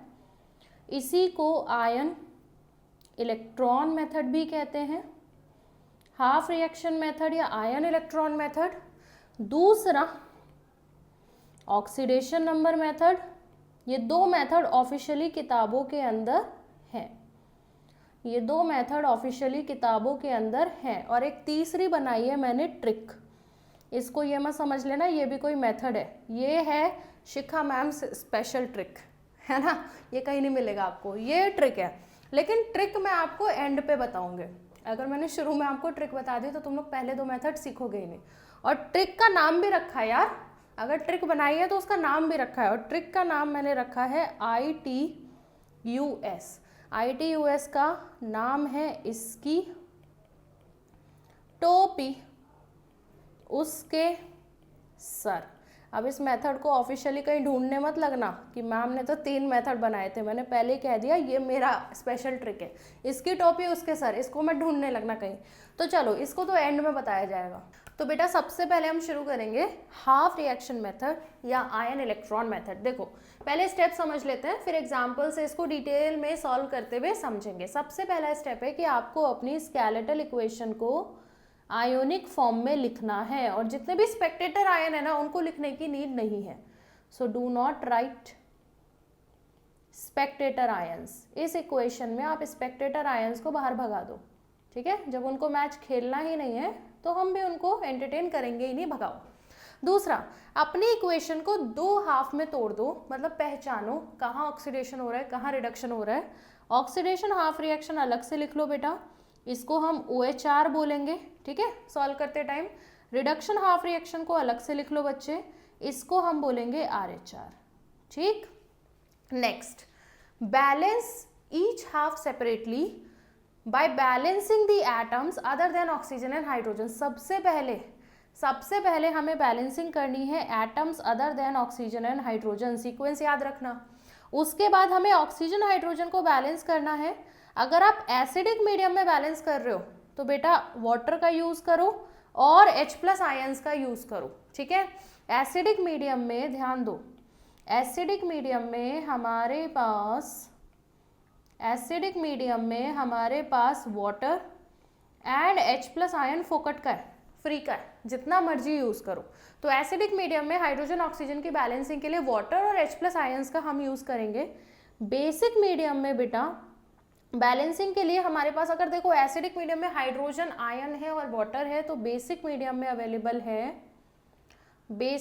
में हमारे पास अवेलेबल है water and OH negative ions. यहाँ 2 अलग चीजें हैं, मतलब वाटर तो दोनों में है, OH नेगेटिव यहाँ अलग है। तो बेसिक मीडियम में हमें क्या करना होता है, हमें वाटर ऐड करना होता है to the same side which has oxygen, excess of oxygen. जिस साइड पे ऑक्सीजन ज्यादा है उसी साइड पे वाटर ऐड करके twice OH- ions to the opposite side. Twice OH- ion हम ऑपोजिट साइड पे ऐड करेंगे। This is for basic medium. फिर बेटा चार्ज की बैलेंसिंग की जाएगी by adding electrons. Charge balance करने के लिए हमारे पास इलेक्ट्रॉन है। फिर हम नंबर ऑफ इलेक्ट्रॉन को इक्वल करेंगे by multiplying both half reaction with suitable numbers. देखो लास्ट में आके हमें दोनों रिएक्शन में नंबर ऑफ इलेक्ट्रॉन सेम करना है और दोनों को जोड़ देना है, खत्म। Add the 2 half reactions, finally खत्म, हमारी बैलेंस्ड रिएक्शन आ जाएगी। एग्जाम्पल के बिना कुछ समझ नहीं आता तो पहले सारे स्टेप हमने नोट डाउन कर लिए, समझ लिए, पढ़ लिए, बेसिकली रीड कर लिए। अब एग्जाम्पल से समझेंगे। तो मान लो मैंने एक एग्जाम्पल लिया बेटा, MnO4- plus Fe2 positive gives Mn2 positive plus Fe3 positive. ये मेरा एक एग्जाम्पल है। इसमें मुझे आयन इलेक्ट्रॉन मेथड या हाफ रिएक्शन मेथड से बैलेंसिंग करनी है, ठीक है। देखो मुझे ये साफ साफ दिख रहा है कि Fe2 पॉजिटिव जब Fe3 पॉजिटिव में जा रहा है तो इंक्रीज इन ऑक्सीडेशन नंबर है, मतलब ये ऑक्सीडेशन है। तो अगर मैं अपना OHR लिखूं, oxidation half reaction, so this is equal to Fe2 positive goes into Fe3 positive. तो बेटा RH क्या हो जाएगा, RH अब जो आधा रिएक्शन बचा हुआ है, क्योंकि आप ध्यान से देखोगे MnO4- से लॉस ऑफ ऑक्सीजन है और लॉस ऑफ ऑक्सीजन को ही रिडक्शन कहा जाता है। MnO4- से ऑक्सीजन चली गई तो ये रिडक्शन है। तो RH मेरे पास हो गया MnO4- से Mn2 पॉजिटिव, ये मेरी हो गई रिडक्शन हाफ रिएक्शन। तो ये मेरा पहला स्टेप कंप्लीट कि पहचानो कौन ऑक्सीडेशन कौन रिडक्शन, लिखो। अब इन दोनों हाफ रिएक्शंस को बेटा सेपरेटली बैलेंस किया जाएगा, अलग अलग बैलेंस किया जाएगा। तो Fe2 पॉजिटिव वाली रिएक्शन को बैलेंस करने के लिए बैलेंसिंग का ऑर्डर है, बैलेंसिंग का ऑर्डर यहाँ पे एक बार और लिख लेते हैं कि पहले अदर एलिमेंट्स, सीक्वेंस समझना, सीक्वेंस बहुत ज़रूरी है, पहले अदर एलिमेंट्स, फिर ऑक्सीजन, फिर हाइड्रोजन, फिर charge. This is the sequence कि पहले आप अदर एलिमेंट्स को बैलेंस करो, फिर ऑक्सीजन को, फिर हाइड्रोजन को, फिर चार्ज को। तो अदर एलिमेंट में मुझे क्या दिखाई दे रहा है? मुझे तो बस आयरन दिखाई दे रहा है। लेफ्ट में भी एक आयरन है, राइट पे भी एक आयरन है, ऑलरेडी बैलेंस्ड है, और कुछ है ही नहीं। नीचे वाले रिएक्शन में मुझे मैग्नीज दिख रहा है, मैग्नीज लेफ्ट में भी एक है, राइट में भी एक है, दोनों बैलेंस्ड है। आपके किस्मत में बहुत ईजी रिएक्शन आ गई है, काफ़ी ईजी रिएक्शन आपके सामने आ गई है, ठीक है। अब नीचे वाले रिएक्शन में ऑक्सीजन भी है, और बेटा ये एसिडिक मीडियम में हमें बैलेंस करना है। क्वेश्चन को कंप्लीट लिख लो। अगर कुछ भी नहीं दिया है ना तो हमेशा एसिडिक मीडियम में ही बैलेंसिंग किया करो। If nothing is mentioned, do the balancing in acidic medium, ठीक। तो एसिडिक मीडियम में बैलेंस करने के लिए आपको क्या करना है? ऑक्सीजन की बैलेंसिंग के लिए वाटर ऐड करना है। तो बेटा 4 ऑक्सीजन है लेफ्ट पे, तो राइट साइड पे हम 4 मॉलिक्यूल वाटर के ऐड करेंगे। अब आप देखोगे हाइड्रोजन, कितने हाइड्रोजन हमें राइट में दिख गए? 8। तो बेटा यहाँ ऐड हो जाएगा 8H प्लस। एसिडिक मीडियम मतलब पानी और हाइड्रोजन बिखरा पड़ा है, फ्री में ले लो, भर लो, ठीक। तो ये हो गई हमारी बैलेंसिंग बेटा RHR की। अब करनी है चार्ज की बैलेंसिंग। तो देखो ये मेरे पास चार्ज है +2, ये मेरे पास चार्ज है +3। मुझे इलेक्ट्रॉन किस तरफ ऐड करना चाहिए कि चार्ज बराबर हो जाए? एक बात ध्यान रखना, इलेक्ट्रॉन के ऊपर नेगेटिव चार्ज होता है, हम जहाँ भी ऐड करेंगे चार्ज घटेगा। तो हम चार्ज को केवल घटा सकते हैं, बढ़ा नहीं सकते, क्योंकि हमारे पास केवल इलेक्ट्रॉन्स हैं। तो हम चार्ज को केवल डिक्रीज कर सकते हैं, मतलब आप 3 को 2 बना सकते हो, 2 को 3 नहीं बना सकते। तो आप क्या करो, राइट साइड पे 1 इलेक्ट्रॉन ऐड करो, तो बेटा चार्ज हो जाएगा बैलेंस। +3 इलेक्ट्रॉन का -1 मिलके हो गया +2। नीचे वाले रिएक्शन में आप चार्ज काउंट करो जरा, ये है -1, दिस इज +8, टोटल मिला के हुआ +7, राइट। दिस इज +2, ठीक है। मैंने जैसे आपको सिखाया कि आप चार्ज को केवल घटा सकते हो, बढ़ा नहीं सकते। तो जिस तरफ चार्ज ज़्यादा है उधर इलेक्ट्रॉन ऐड करो। तो +7 ज़्यादा है, और कितना ज़्यादा है? 5 यूनिट। तो 5 इलेक्ट्रॉन लेफ्ट पे ऐड हो जाएंगे। मेरी दोनों हाफ रिएक्शन सेपरेटली बैलेंस्ड हो चुकी हैं, रेडी हैं जुड़ने के लिए। बट जुड़ने से पहले की एक कंडीशन होती है। कंडीशन क्या होती है? नंबर ऑफ इलेक्ट्रॉन्स को इक्वल करना। तो हम क्या करेंगे, हम पहली रिएक्शन में 5 का मल्टीप्लाई कर लेंगे। अगर आप रिएक्शन 1 में 5 का मल्टीप्लाई करोगे तो it will be 5 Fe2 positive gives 5 Fe3 positive plus 5 electrons. दिख रहा है बेटा? तो देखो हाईलाइट कर लेते हैं, ये मेरे पास बैलेंस्ड रिएक्शन आ गई OHR वाली।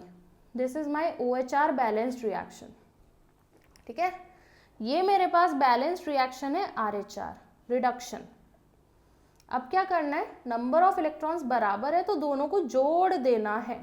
नंबर ऑफ इलेक्ट्रॉन्स बराबर है तो दोनों को जोड़ देना है, ठीक है। जब आप दोनों को ऐड करोगे 5 इलेक्ट्रॉन कैंसिल, और मेरे पास आंसर आएगा 5 Fe2 positive plus MnO4 negative plus 8H plus gives 5 Fe3 positive plus Mn2 positive plus 4 water. अभी आपको टफ लग रहा होगा ना, अभी देख के लग रहा होगा मैम ये तो बहुत टफ तरीका था। 4 क्वेश्चन प्रैक्टिस करोगे ना, सिर्फ 4 क्वेश्चन, सब चीज़ें आसान हो जाएंगी।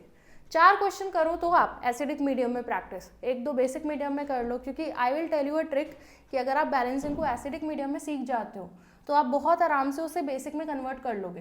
केवल एसिडिक में प्रैक्टिस करेंगे, बेसिक में कन्वर्ट कर डालेंगे, इसका भी एक ट्रिक है। तो ये हो गई हमारी बैलेंसिंग एसिडिक मीडियम का एक एग्जाम्पल। अब इसी रिएक्शन को बेसिक में करके देखें, पक्का रेडी हो कि इसी रिएक्शन को बेसिक में भी बैलेंस करके देखें? चलो, balance the same reaction in basic medium, क्योंकि बेसिक के थोड़े से रूल अलग थे और पढ़ने में बड़े कॉम्प्लिकेटेड रूल थे बेसिक के। सो MnO4 minus Fe2 positive gives Mn2 positive and Fe3 positive. तो मुझे OHR RHR तो सब पता ही है बेटा। OHR है मेरे पास Fe2 positive gives Fe3 positive. RHR है बेटा मेरे पास MnO4 negative gives Mn2 positive, ठीक है। तो भाई बैलेंस किया जाएगा सेपरेटली, आयरन आयरन बराबर है, ऑक्सीजन हाइड्रोजन है नहीं, चार्ज बैलेंस करने के लिए मैंने लगा दिया इलेक्ट्रॉन। डन। नीचे वाली रिएक्शन में मैग्नीज मैग्नीज बैलेंस है। अब अगर आपका मीडियम बेसिक है तो बेसिक मीडियम में एक पॉइंट लिखा हुआ है रूल्स में, add water to the same side which has excess of oxygen. यही है बेसिक मीडियम में कॉम्प्लेक्सिटी। जिस तरफ ऑक्सीजन ज़्यादा है उसी तरफ पानी ऐड करना है, जिस तरफ ऑक्सीजन ज़्यादा है उसी तरफ पानी ऐड करके ऑपोजिट साइड पे ट्वाइस OH माइनस ऐड करना है। तो भाई पानी किस तरफ ज़्यादा है, लेफ्ट साइड पे, और कितना, पानी का मतलब ऑक्सीजन, ऑक्सीजन किस तरफ ज़्यादा है, लेफ्ट साइड पे, और कितना ज़्यादा है, 4 एटम। तो यहाँ ऐड हो जाएगा बेटा 4 वाटर, और ऑपोजिट साइड पे ऐड होगा बेटा 8 OH negative. 4 water 8 OH negative. Clear हुआ? ऑपोजिट साइड पे 8 OH नेगेटिव। क्लियर है? देख लो बैलेंस हो रहा होगा, ऑक्सीजन हाइड्रोजन दोनों साथ में बैलेंस हो गया होगा बेसिक मीडियम में। देखो ऑक्सीजन हो गए टोटल 4 + 4 8, और हाइड्रोजन भी 8, राइट में भी सेम। अब बात आती है चार्ज की। तो चार्ज के लिए ध्यान दो, ये मेरे पास है -1, ये है +2, और ये मेरे पास है -8। 8 OH माइनस मतलब -8, तो ये मेरे पास है -6। तो भाई -1 है -6 है, जैसे कि हमने कहा चार्ज को केवल घटाया जा सकता है, बढ़ाया नहीं जा सकता। तो -1 को -6 पे लाएंगे तो यहाँ पर 5 इलेक्ट्रॉन ऐड करेंगे, लेफ्ट साइड पे 5 इलेक्ट्रॉन, दोनों बैलेंस है। अब कहानी वही आ रही है कि नंबर ऑफ इलेक्ट्रॉन्स को बराबर करना है। ऊपर वाली रिएक्शन में 5 का मल्टीप्लाई कर लिया तो 5 Fe2 positive gives 5 Fe3 positive plus 5 electrons. बेटा ये cut number of electrons cut हुआ, तो जब आप ऐड करोगे दोनों को आपको मिलेगा 5 Fe2 positive plus MnO4 negative plus 4 water gives 5 Fe3 positive plus Mn2 positive plus 8 OH negative. This is the final answer in basic medium. Basic medium acidic medium दोनों का हम कर सकते हैं। तो क्या हमें 2 सेट ऑफ रूल्स याद रखना ज़रूरी है? बच्चे कहते हैं मैम बेसिक वाला तो रूल ही इतना गंदा है कि वो तो समझ ही नहीं आता कि जिस तरफ ऑक्सीजन ज़्यादा है पहले आप उसी तरफ ऐड कराते हो वाटर को, और फिर आप दूसरी तरफ OH माइनस ऐड कराते हो। तो मेरे पास एक ट्रिक भी है कि अगर आपको एसिडिक में बैलेंसिंग करना अच्छा लगता है ना, बेबी को बेस पसंद था बट आपको एसिड पसंद है, तो अगर आपको एसिड पसंद है, आपको एसिडिक में बैलेंस करना अच्छा लगता है, करो, उसी से बेसिक बना देंगे, घबराओ नहीं, उसी को बेसिक बना देंगे। कैसे बना देंगे? जादू हो जाएगा। हाँ जादू हो जाएगा कोई। तो एसिड से बेसिक बनाएंगे बेटा। देखो एसिडिक में हमारा आंसर क्या आया था? एसिडिक में हमारा आंसर था 5 Fe2 positive, MnO4 negative, 8 hydrogen, 5 Fe3 positive, Mn2 positive and 4 water. इस आंसर को जरा लिखें यहाँ पर।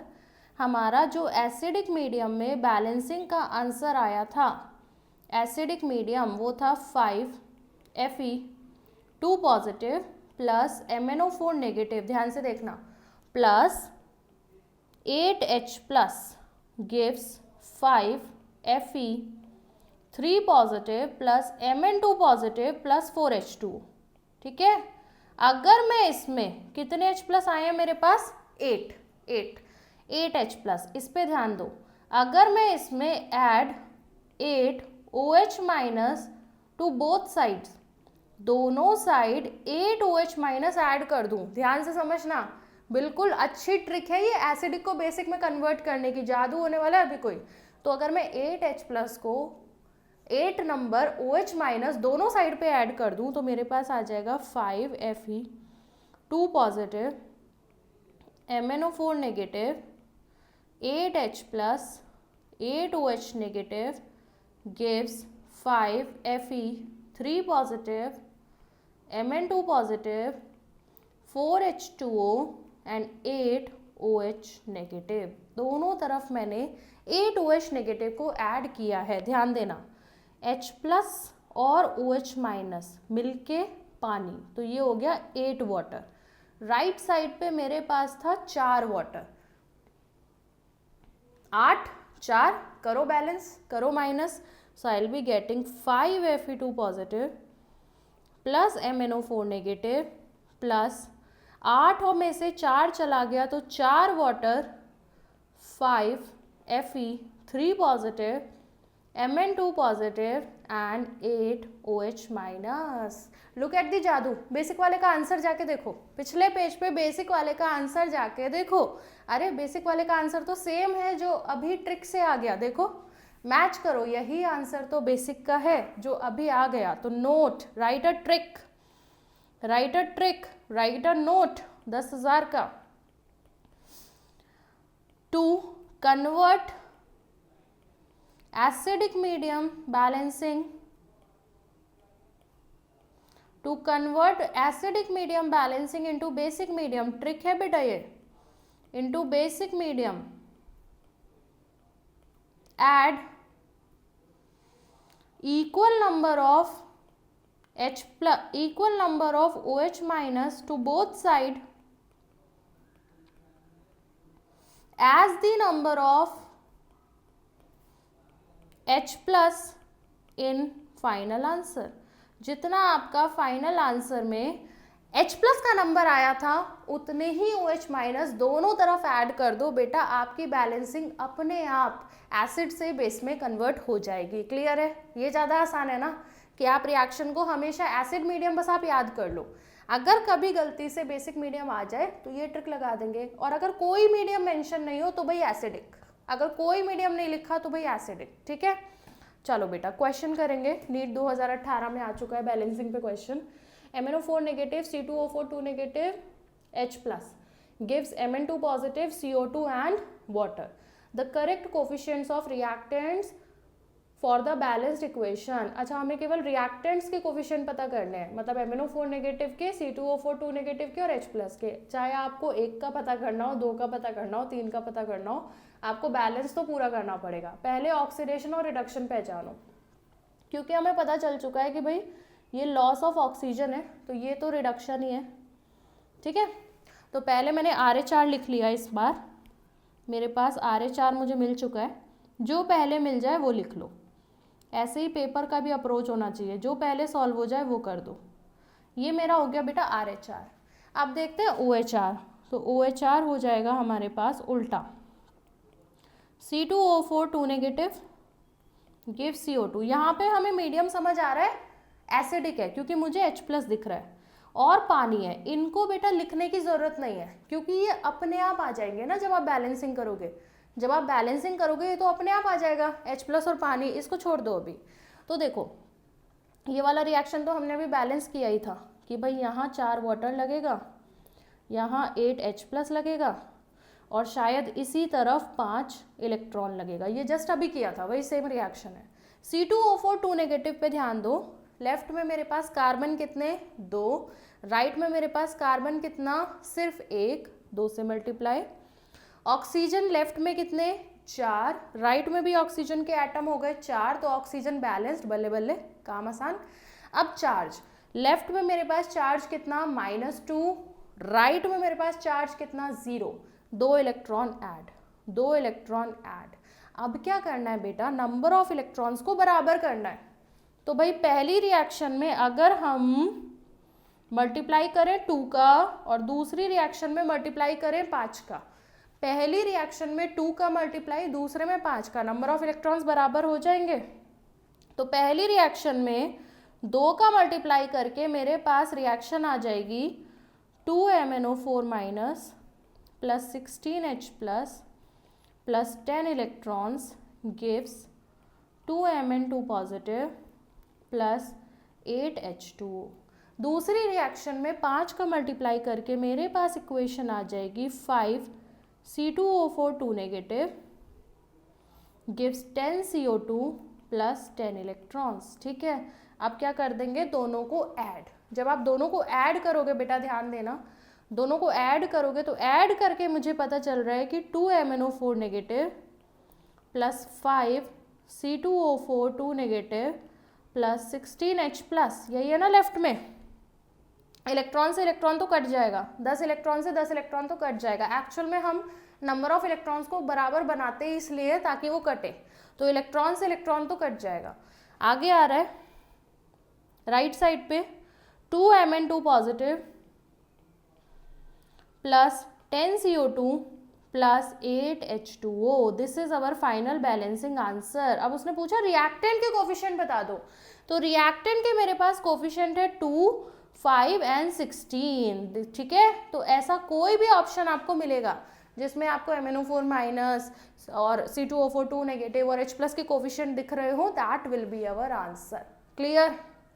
समझ आ गई? बैलेंसिंग आसान है, मजा आता है करने में। और अभी तो तुम लोगों को ट्रिक नहीं पता चली, जब ट्रिक पता चलेगी तो और मजा आएगा। आगे चलते हैं। Balancing of disproportionation reaction. देखो अभी हमने सीखा था कि कुछ रिएक्शन डिसप्रपोर्शनेशन टाइप की भी होती है। डिसप्रपोर्शनेशन क्या थी? जैसे कोई मैं एग्जांपल ले लूँ कि P4 की रिएक्शन जब बेसिक मीडियम में कराते हैं OH माइनस के साथ, तो एक तो हमें मिलता है PH3, एक हमें मिलता है H2PO2 नेगेटिव। ओके, ये मिलता है। तो आप देखोगे फॉस्फोरस का लेफ्ट में ऑक्सीडेशन नंबर 0, PH3 में -3 और H2PO2 नेगेटिव में फॉस्फोरस का ऑक्सीडेशन नंबर निकालोगे तो +1। इसका मतलब फॉस्फोरस ही रिड्यूस हुआ है और फॉस्फोरस ही ऑक्सीडाइज हुआ है। ठीक है, तो ये रिएक्शन एक डिसप्रपोर्शनेशन रिएक्शन है। इसकी बैलेंसिंग के लिए क्या कोई अलग रूल है, अलग तरीका है? नहीं, सेम तरीका है, बस मैंने अलग से इसलिए कराया तुम लोग कंफ्यूज ना हो, क्योंकि यहाँ तुम लोग ये ना बोल दो कि मैम ऑक्सीडेशन हाफ रिएक्शन नहीं मिल रहा, मैम रिडक्शन हाफ रिएक्शन नहीं मिल रहा, ऐसा मत बोलना। देखो ऑक्सीडेशन हाफ रिएक्शन है हमारे पास इस बार P4 गिव्स H2PO2 नेगेटिव। ठीक, रिडक्शन हाफ रिएक्शन भी मेरा P4 से ही है बेटा, P4 गिव्स PH3। तो भाई OH नेगेटिव क्या कर रहा है? अरे वो तो बाद में आ ही जाएगा ना, बेसिक मीडियम में बैलेंसिंग करनी है ना। OH नेगेटिव बस ये इंडिकेट कर रहा है कि बैलेंसिंग बेसिक मीडियम में हो रही है, रिएक्शन ही बेसिक मीडियम में हो रही है, तो वो तो कर ही लेंगे बाद में। पहले इन दोनों को बैलेंस करते हैं, पहले हम अपने OHR और RH पे ध्यान देते हैं। तो भाई सबसे पहले अदर एलिमेंट में हमारे पास है फॉस्फोरस। लेफ्ट में मेरे पास 4 एटम है फॉस्फोरस के, राइट में 1 है, 4 से मल्टीप्लाई कर दो। फिर मेरे पास ऑक्सीजन भी बैलेंस करने के लिए है, तो भाई राइट में मेरे पास ऑक्सीजन हो गया 4 × 2 8, तो यहाँ लगाना पड़ेगा 8 यूनिट पानी। अब मेरे पास लेफ्ट में हाइड्रोजन हो गया 16, लेकिन मेरे पास राइट में 8 हाइड्रोजन ऑलरेडी है। कितने की कमी है? 8 की, तो ये हो गया 8H+। बात आती है चार्ज की, लेफ्ट पे चार्ज है ही नहीं, लेफ्ट पे चार्ज है 0 बटा सन्नाटा। राइट पे मेरे पास कितना चार्ज है? -4 + 8, मतलब कि +4, मतलब कि 4 इलेक्ट्रॉन ऐड करेंगे तो बैलेंस होगा, है ना। इधर 0 है, इधर +4 है, तो +4 को 0 बनाने के लिए 4 इलेक्ट्रॉन ऐड कर दो। अब नीचे वाले रिएक्शन को बैलेंस करो बेटा। ये सबसे पहले 4 से मल्टीप्लाई, फॉस्फोरस बैलेंस, मेरे पास 12 हाइड्रोजन है राइट पे, तो मुझे लगाना पड़ेगा 12H+। अब मेरे पास लेफ्ट पे 12 यूनिट का चार्ज है, राइट पे चार्ज ही नहीं है, तो यहाँ आएगा 12 इलेक्ट्रॉन, ये भी बैलेंस्ड।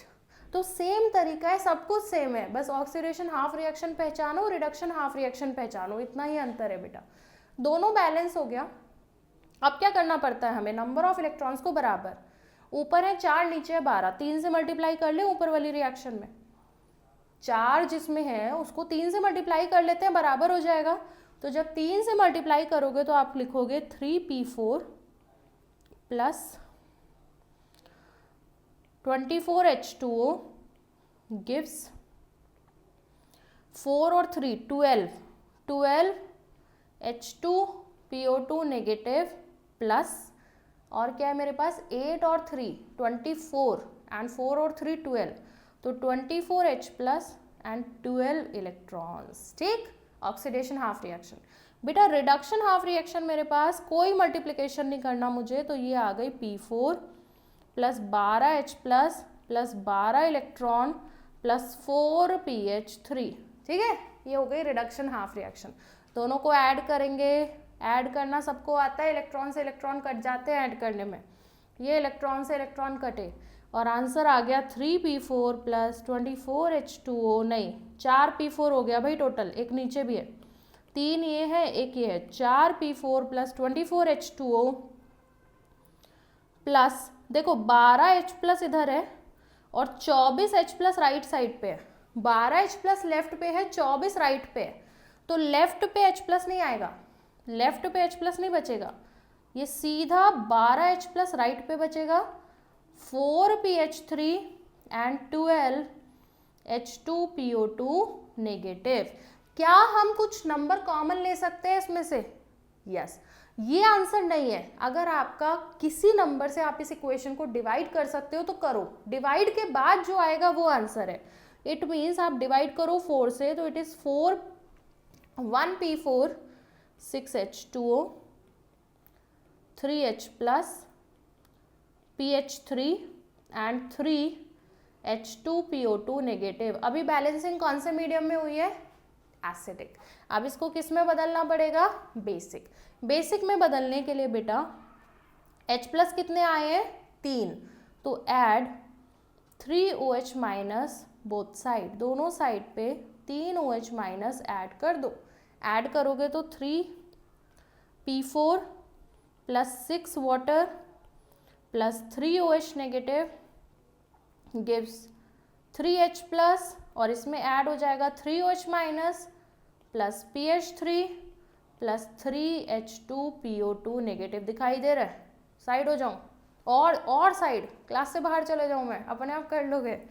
टीचर को ही बाहर निकाल देते हो यार तुम लोग तो भाई ये 3H+ और 3OH- मिलके बना लेंगे 3 वाटर, और यहाँ मेरे पास है 6 वाटर, तो मेरा आंसर हो गया P4 + 3 water + 3OH negative gives PH3 + 3H2PO2 negative. This is our answer, this is our final balancing. तो कोई नया है? कुछ नया है डिस्प्रोपोर्शनेशन रिएक्शन में? कुछ भी नया नहीं है। जैसे आप नॉर्मल रिएक्शन को बैलेंस करते हो वैसे ही डिस्प्रोपोर्शनेशन बैलेंस होती है बेटा, ठीक है? सेम तरीका है, बस आप पहचानो कि उसी रिएक्टेंट से OHR जाएगा और उसी रिएक्टेंट से RH जाएगा, बस इतनी सी बात है, ठीक? तो ये हमारी बैलेंसिंग हो गई हाफ रिएक्शन मेथड से। कोई दिक्कत परेशानी तो नहीं? प्रैक्टिस कर लोगे 10-15 क्वेश्चंस की, 10-15 क्वेश्चन लगा दो, आप बिल्कुल स्मूथ हो जाओगे बैलेंसिंग में। बेटा नेक्स्ट मेथड की तरफ चलते हैं। Next method is oxidation number method, ठीक है?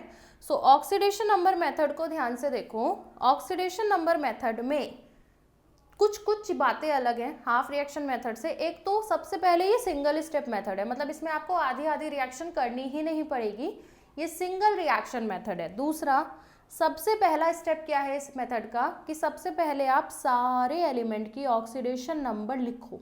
अपनी रिएक्शन में जो जो भी एलिमेंट है सबका ऑक्सीडेशन नंबर लिखो। आपको देखो एक एग्जांपल दिया हुआ है नीचे, इसमें सबका ऑक्सीडेशन नंबर लिखा हुआ है। मैग्नीज का +6, ऑक्सीजन का -2, क्लोरीन का 0, Mn का फिर +7 राइट साइड पे, ऐड क्लोरीन का राइट साइड पे -1। तो सारे एलिमेंट का लिख लो, भेदभाव मत करो कि इसका लिख देंगे इसका छोड़ देंगे, कुछ नहीं, सब लिख डालो। सारे एलिमेंट का ऑक्सीडेशन नंबर आप लिखोगे।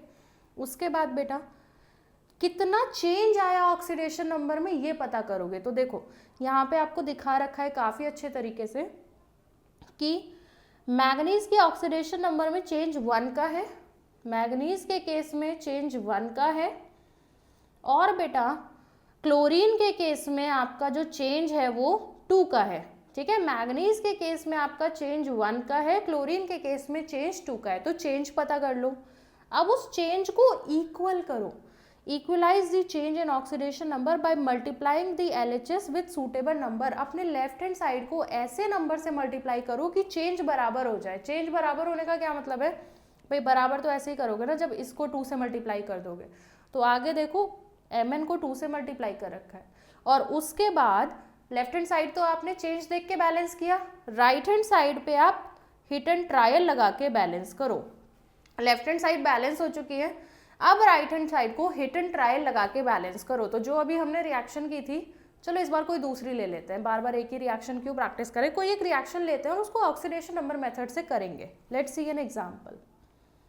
मान लो मैंने रिएक्शन ली इस बार पोटेशियम डाइक्रोमेट, ये बेटा हमारा बैलेंस हो रहा है, मतलब ऑक्सीडाइज कर रहा है SO2 को, बना रहा है Cr3 पॉजिटिव और कन्वर्ट हो रहा है SO4 2 नेगेटिव में, ठीक है? ऑक्सीडेशन नंबर मेथड लगाना है। तो सबसे पहले सारे एलिमेंट की ऑक्सीडेशन स्टेट हमें तो रटा पड़ा हुआ है। पोटेशियम डाइक्रोमेट में क्रोमियम +6, तुम लोगों ने भी तो इतनी ऑक्सीडेशन स्टेट निकाली है। ऑक्सीजन -2, सल्फर +4, ऑक्सीजन -2, क्रोमियम की यहाँ दिख ही रही है +3, सल्फेट आयन में सल्फर +6, ऑक्सीजन -2। आराम से घर पे निकाल लेना। डाउट लग रहा है किसी में भी? किसी भी ऑक्सीडेशन नंबर को निकाल तो पाओगे ना?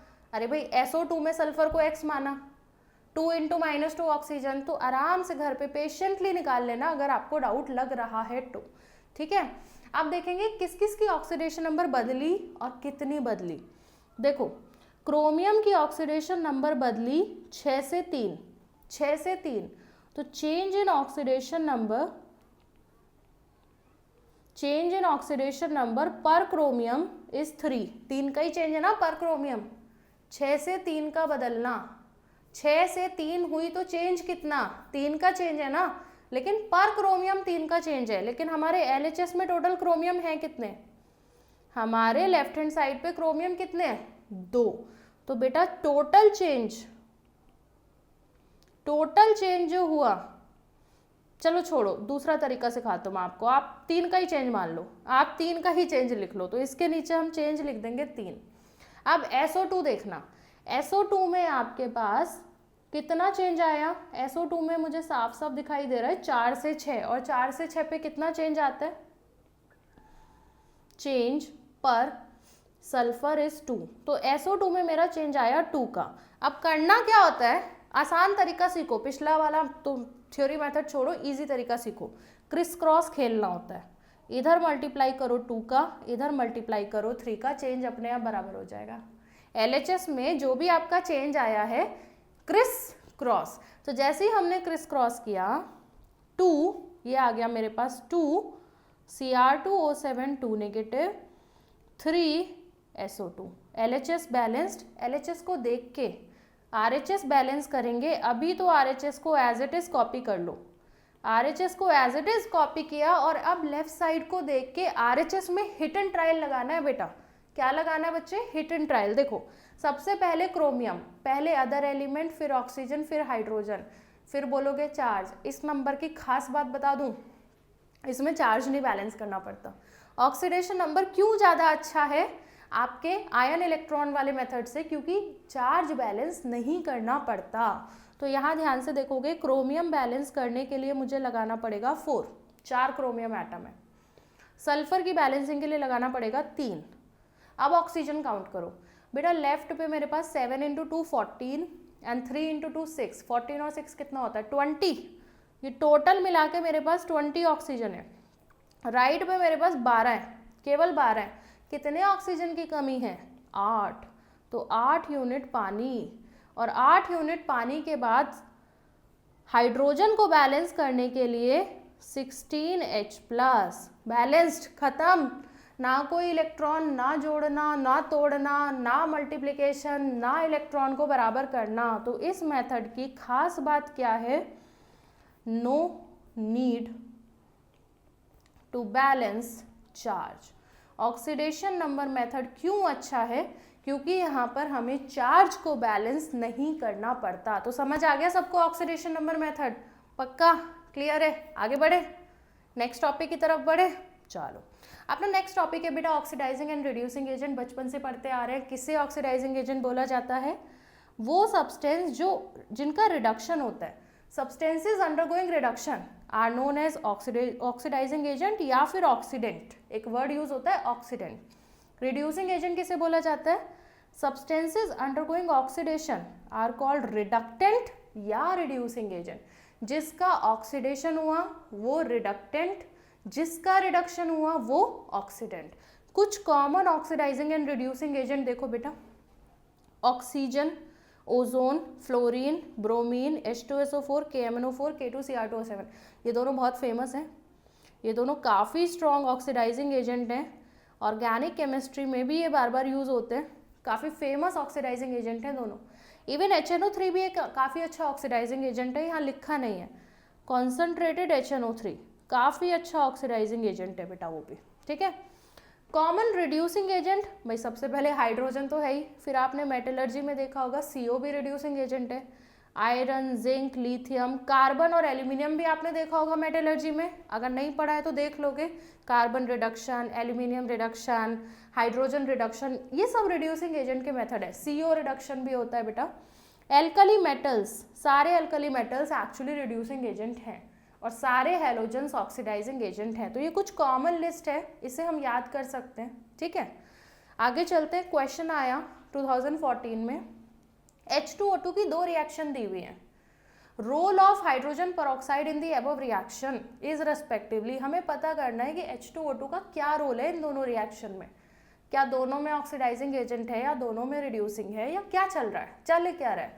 तो पहले देखो, पहले ये पहचानो कौन ऑक्सीडाइज हुआ कौन रिड्यूस। देखो H2O2 में ऑक्सीडेशन नंबर -1 होती है ना, पेरोक्साइड है, और वाटर में -2 होती है, ठीक है। तो अगर H2O2 और यहाँ 0 होगी ऑक्सीजन में और यहाँ 0 होगी, ठीक है, तो H2O2 तो यहाँ पे बदला है O2 में और ओजोन यहाँ पे बदला है H2O में। तो अगर H2O2 पहले रिएक्शन में O2 में बदला है, मतलब इंक्रीज हुआ है बेटा, इंक्रीज इन ऑक्सीडेशन नंबर, इसका मतलब ऑक्सीडेशन हुआ है। पहली रिएक्शन में H2O2 का ऑक्सीडेशन हुआ है, ठीक है। तो ये बिहेव किसकी तरह करेगा, रिड्यूसिंग एजेंट की तरह। दूसरे रिएक्शन को नीचे लिख लेते हैं थोड़ा सा, H2O2 plus Ag2O gives 2Ag plus H2O plus O2। अब इस रिएक्शन को ध्यान से देखो, ये तो देख के पता चल रहा है कि सिल्वर का रिडक्शन है, दिख रहा है कि नहीं। अरे Ag2O Ag में बदल गया, मतलब सिल्वर का रिडक्शन है। अगर सिल्वर का रिडक्शन है तो मतलब H2O2 का ऑक्सीडेशन है, मतलब H2O2 का ऑक्सीडेशन है। यहाँ भी H2O2 का ऑक्सीडेशन है, तो इसने काम किसकी तरह किया, रिड्यूसिंग एजेंट की तरह। ऊपर भी रिड्यूसिंग एजेंट, यहाँ भी रिड्यूसिंग एजेंट, तो हम क्या बोल देंगे कि reducing in both first and second. तो बेटा AIPMT 2014 का ये सवाल है और इसका आंसर है दोनों में ही रिड्यूसिंग एजेंट है, दोनों में ही रिड्यूसिंग एजेंट है, दोनों में इसने रिड्यूसिंग एजेंट की तरह काम किया, ऊपर भी नीचे भी। Right, clear. आ गया सवाल ऑक्सीडाइजिंग रिड्यूसिंग पे। एक और सवाल देख लो, the oxide which can not act as reducing agent. भाई किसी कंपाउंड को रिड्यूसिंग एजेंट की तरह बिहेव करने के लिए उसका ऑक्सीडेशन होना कंपलसरी है ना। यहाँ पे मुझे पहला ऑक्साइड है मेरे पास CO2, ठीक है। कार्बन की ऑक्सीडेशन नंबर है +4। मैंने आपको एक बहुत ही यूनिक सी ट्रिक दी थी जो आपको किताबों में वो भी नहीं लिखी मिलेगी, कि किसी भी एलिमेंट के लिए maximum oxidation number of an element is equal to, याद करो, जल्दी याद करो, किसी भी एलिमेंट का मैक्सिमम ऑक्सीडेशन नंबर हो सकता है वैलेंस इलेक्ट्रॉन्स के बराबर। अगर मैक्सिमम वैलेंस इलेक्ट्रॉन के बराबर हो सकता है बेटा, तो कार्बन के वैलेंस इलेक्ट्रॉन कितने, वैलेंस इलेक्ट्रॉन ऑफ कार्बन कितना, 4। तो ये तो कार्बन का मैक्स वैल्यू है, this is the maximum value of carbon. इसका मतलब इससे ज़्यादा ये ऑक्सीडाइज हो ही नहीं सकता, it can not undergo oxidation. और अगर ये ऑक्सीडेशन में नहीं जा सकता, अगर ये इससे ज़्यादा ऑक्सीडाइज नहीं हो सकता, तो it can not act as reducing agent. और यही था हमारा सवाल कि ऐसा कौन सा ऑक्साइड है नीचे वाले चारों ऑक्साइड में से जो रिड्यूसिंग एजेंट की तरह बिहेव नहीं कर सकता। इज दिस क्लियर, समझ आया बेटा, पक्का छाप। सो ऑक्सीडाइजिंग एंड रिड्यूसिंग एजेंट हमने पढ़ लिया। अब एक हम बहुत अमेजिंग चीज़ पढ़ने वाले हैं, एनसीईआरटी में नहीं है इसलिए यहाँ पे लिखा हुआ है बियॉन्ड एनसीईआरटी। अब यहाँ पे हेडिंग देखिएगा, इसमें लिखा दिख रहा है आपको बियॉन्ड एनसीईआरटी, बट बहुत इंपॉर्टेंट है क्योंकि फर्स्ट चैप्टर में भी आपको ये पढ़ाया गया था, क्या, एन फैक्टर। अगर आपको किसी ऑक्सीडाइजिंग एजेंट या रिड्यूसिंग एजेंट का एन फैक्टर निकालना है ना बेटा, देखो n factor of an oxidising या रिड्यूसिंग एजेंट, तो this is equal to change in oxidation number per molecule. अभी आप क्या कर रहे थे, चेंज पता कर रहे थे ना, लेकिन वो चेंज था पर एटम, अब आपको करना है चेंज पर मॉलिक्यूल, मतलब चेंज पर एटम को मल्टीप्लाई कर देना number of atoms in the molecule. समझ में आया, चेंज पर एटम को अगर हम मल्टीप्लाई कर दें number of atoms in the molecule से, तो वो ऑटोमेटिकली कन्वर्ट हो जाएगा चेंज पर मॉलिक्यूल में। राइट, देखो मेरे पास एक एग्जाम्पल लिखा हुआ है कि MnO4 माइनस Mn2 पॉजिटिव में जा रहा है, तो यहाँ मैग्नीज का एक ही एटम है, हमारा ये ऑक्सीडाइजिंग एजेंट होता है MnO4 माइनस, मतलब KMnO4, ये हमारा ऑक्सीडाइजिंग एजेंट है। एक ही मैग्नीज है, कितने का चेंज है? 5 का चेंज है, नंबर ऑफ एटम भी एक ही है, तो बेटा टोटल चेंज भी 5 का आया पर मॉलिक्यूल, तो इसका एन फैक्टर 5 ही रहेगा। लेकिन अगर मैं अपना दूसरा कोई ऑक्सीडाइजिंग एजेंट ले लूँ, जैसे K2Cr2O7, ये बदलता है Cr3 पॉजिटिव में, अभी तक आप लोगों ने देख ही लिया होगा कि it goes into Cr3 positive. तो भाई यहाँ मेरे पास +6 से +3 का ऑक्सीडेशन नंबर चेंज होता है per chromium, change in oxidation number per chromium atom, this is equal to 3, 6 से 3 मतलब 3। लेकिन मेरे पास कितने क्रोमियम एटम है अपने ऑक्सीडाइजिंग एजेंट में? अपने ऑक्सीडाइजिंग एजेंट में मुझे क्रोमियम एटम दिख रहे हैं 2, तो मेरा चेंज पर मॉलिक्यूल जो आएगा बेटा, चेंज पर मॉलिक्यूल विल बी 3 × 2 6, ठीक है। तो एन फैक्टर कितना हो गया K2Cr2O7 का? N factor of K2Cr2O7 is equal to 6। Clear है? निकाल लिया जाएगा एन फैक्टर, कोई दिक्कत परेशानी तो नहीं है ना? बता दो, थक गए हो पढ़ते पढ़ते? नहीं, कोई दिक्कत समस्या नहीं, एन फैक्टर निकल जाएगा। अब ये मत सोचना बियॉन्ड एनसीईआरटी छोड़ दे, क्योंकि अपनी जो ट्रिक है ना बैलेंसिंग की वो इसी पर बेस्ड है। बहुत अमेजिंग चीज़ है एन फैक्टर, तो एन फैक्टर मत छोड़ो, कितना आसान है, आपको ऑक्सीडेशन नंबर का चेंज देखना है पर मॉलिक्यूल। अगर आपकी रिएक्शन डिसप्रोपोर्शनेशन है, अगर आपका सब्सटेंस डिसप्रोपोर्शनेशन वाला सब्सटेंस है जो डिसप्रोपोर्शनेशन में पार्टिसिपेट कर रहा है, तो हमारे पास एक फॉर्मूला है कि 1/n factor is equal to 1/n factor of oxidation plus 1/n factor of reduction. जैसे कि मेरे पास ये रिएक्शन है, पहले भी देख चुके हैं हम ये डिसप्रोपोर्शनेशन रिएक्शन, इसको तो इनफैक्ट हम बैलेंस भी कर चुके हैं ना, PH3 H2PO2 नेगेटिव। तो मुझे पता है यहाँ ऑक्सीडेशन नंबर 0, यहाँ -3, यहाँ +1। तो बेटा अगर मैं ऑक्सीडेशन के टाइम पे चेंज देखूँ, ऑक्सीडेशन के टाइम पे अगर मैं चेंज देखूँ ऑक्सीडेशन के टाइम पे, तो दिस इज कितना चेंज है? 1 का चेंज है, 0 से 1, लेकिन 4 फॉस्फोरस के एटम भी तो हैं, ये तो सोचो।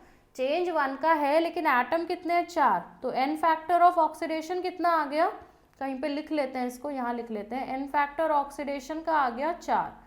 अगर हम रिडक्शन के टाइम पे देखें बेटा, यहाँ से यहाँ रिडक्शन के टाइम पे बेटा कितना चेंज आया मेरे पास ड्यूरिंग रिडक्शन?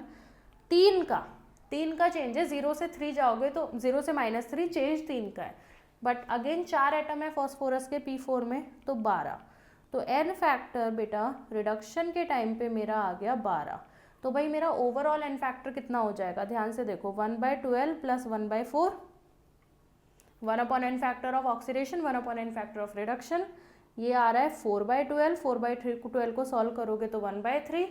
इसका मतलब n factor of P4, reciprocal निकालो, n factor of P4 is 3। Clear हुआ? डिसप्रोपोर्शनेशन का एन फैक्टर कैसे निकालना है पक्का समझ आया?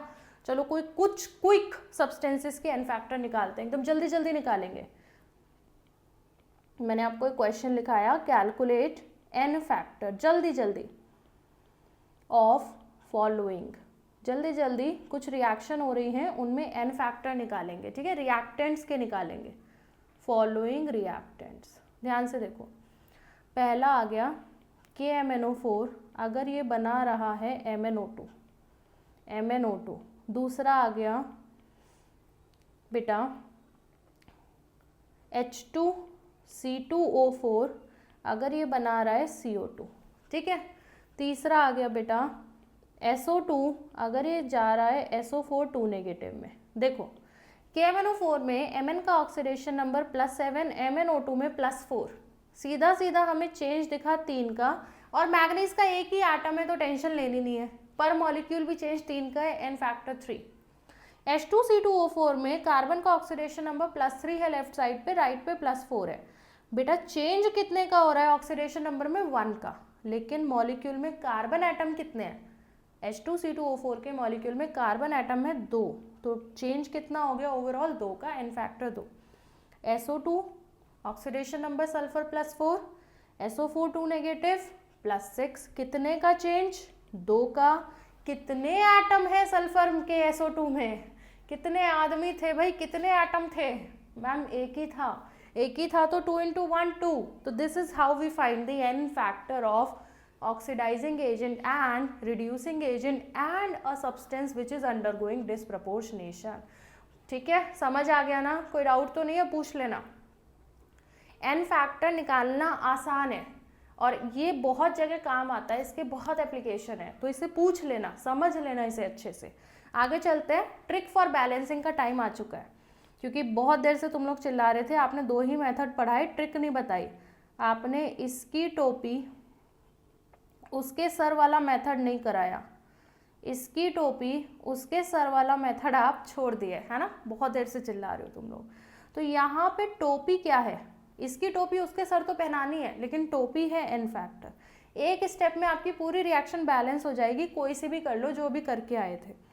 जैसे कि अभी हमने किया था MnO4- प्लस Fe2 पॉजिटिव, ये वाली रिएक्शन हमने बैलेंस की थी, Mn2 positive plus Fe3 positive, और हमने इसे हाफ रिएक्शन मेथड से बड़ा लंबा तरीका बैलेंस का लगाया था। देखो +7 +2, MnO4- का n फैक्टर है 5 का, +2 से +3, n फैक्टर है Fe2 पॉजिटिव का 1 का। हमें क्या करना है, इसकी टोपी उसके सर लगा देनी है, इसकी टोपी उठा के इसके सर लगा देनी है लेफ्ट साइड पे। तो मेरे पास आंसर आएगा 5 MnO4- सॉरी MnO4 के पास तो टोपी 1 ही आई है, तो MnO4- प्लस 5 Fe2 पॉजिटिव, आपकी लेफ्ट साइड बैलेंस हो गई। इसकी टोपी उसके सर पहनाई, n फैक्टर पहनाया, left side balance. Right side पे हिट एंड ट्रायल लगा दो बेटा, हिट एंड ट्रायल। तो Mn2 पॉजिटिव ऐसे ही कॉपी कर लो, Fe3 पॉजिटिव ऐसे ही कॉपी कर लो। राइट पे हम हिट एंड ट्रायल लगाएंगे तो मैग्नीज ऑलरेडी बैलेंस्ड, आयरन में मल्टीप्लाई करना पड़ेगा 5 का, ऑक्सीजन के लिए 4 यूनिट पानी ऐड करना पड़ेगा, हाइड्रोजन के लिए 16H+। कितना आसान हो गया, इसकी टोपी उसके सर वाले मेथड से कितना आसान हो गया। ठीक है, अब आप बोलोगे मैम ये तो ऑक्सीडेशन नंबर वाले तरीके से भी शायद हो जाता, शायद हो जाता, आई एग्री, शायद आप कर पाते, लेकिन अगर रिएक्शन कॉम्प्लिकेटेड आ जाए तब।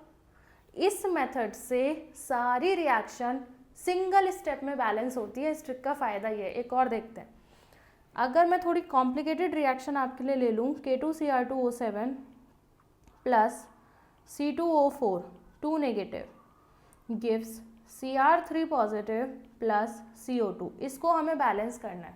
हम क्या करेंगे, दोनों रिएक्टेंट का n फैक्टर देखेंगे, +6 से +3, n फैक्टर है बेटा, चेंज है 3 का, बट 2 क्रोमियम है तो n फैक्टर है 6 का।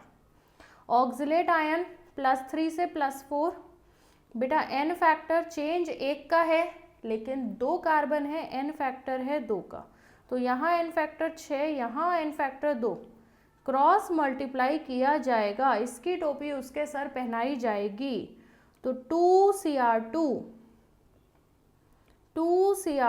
O negative, Cr2O7 2 negative plus C2O4 2 negative, और इस पे मल्टीप्लाई है 6 का, gives Cr3 positive and CO2। और बेटा लेफ्ट साइड को देख के राइट साइड पे क्या लगाया जाएगा, हिट एंड ट्रायल।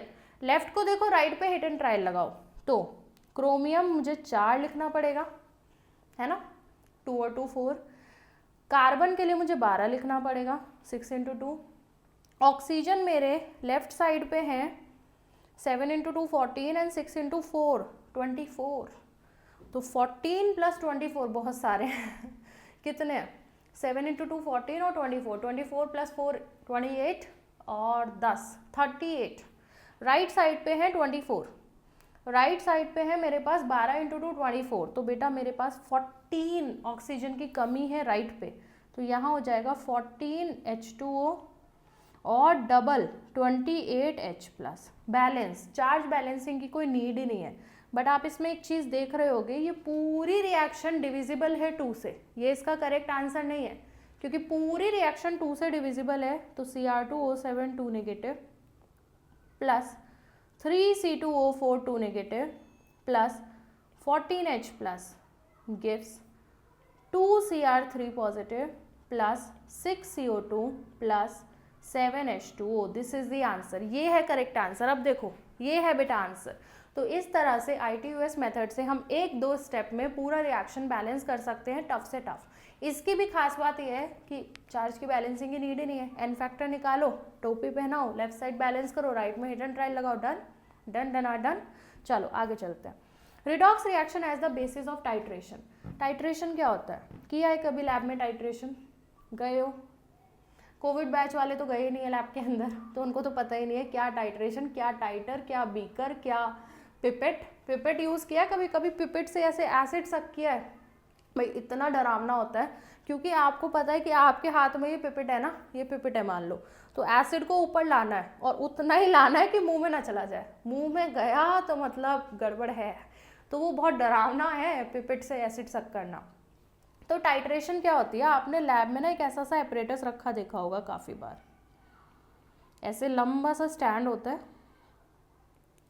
और उस स्टैंड पे एक लंबा सा पाइप जिस पे ग्रेडिंग भी होती है मिलीलीटर की, एक लंबा सा पाइप ऐसे टंगा होता है. ध्यान दिया है कभी लैब में?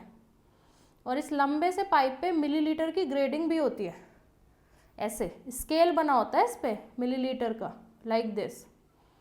यहीं से तो हम रीडिंग पढ़ते हैं इस तरह से. तो इसको बोला जाता है बेटा burette. This is known as burette. ठीक है, ब्यूरेट. आर सिंगल आर आएगा और डबल टी आएगा. This is known as burette. और इसके नीचे हम एक बीकर रख देते हैं जब भी कभी हम लैब में टाइट्रेशन करते हैं. इस ब्यूरेट का फ़ायदा ये होता है कि यहाँ पे ना एक टंकी लगी होती है, मतलब एक नोजल लगा होता है, एक वॉल्व लगा होता है, उसको हल्का हल्का खोल के ड्रॉप बाय ड्रॉप हम गिराते हैं. ब्यूरेट का काम क्या है? ड्रॉप बाय ड्रॉप गिराते हैं. ठीक.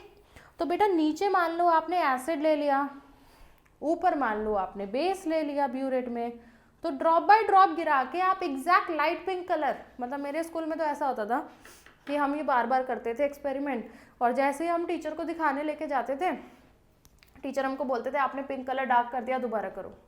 पिंक कलर आपने डार्क कर दिया, दोबारा करो. तो एक इंडिकेटर होता था जो इस वाली टाइट्रेशन में, एसिड बेस वाली में, लाइट पिंक कलर देता था. कौन सा इंडिकेटर है सोच के बताना जो लाइट पिंक कलर देता है. अब टीचर बार बार कह रहे हैं कि डार्क पिंक आ गया, दोबारा करो.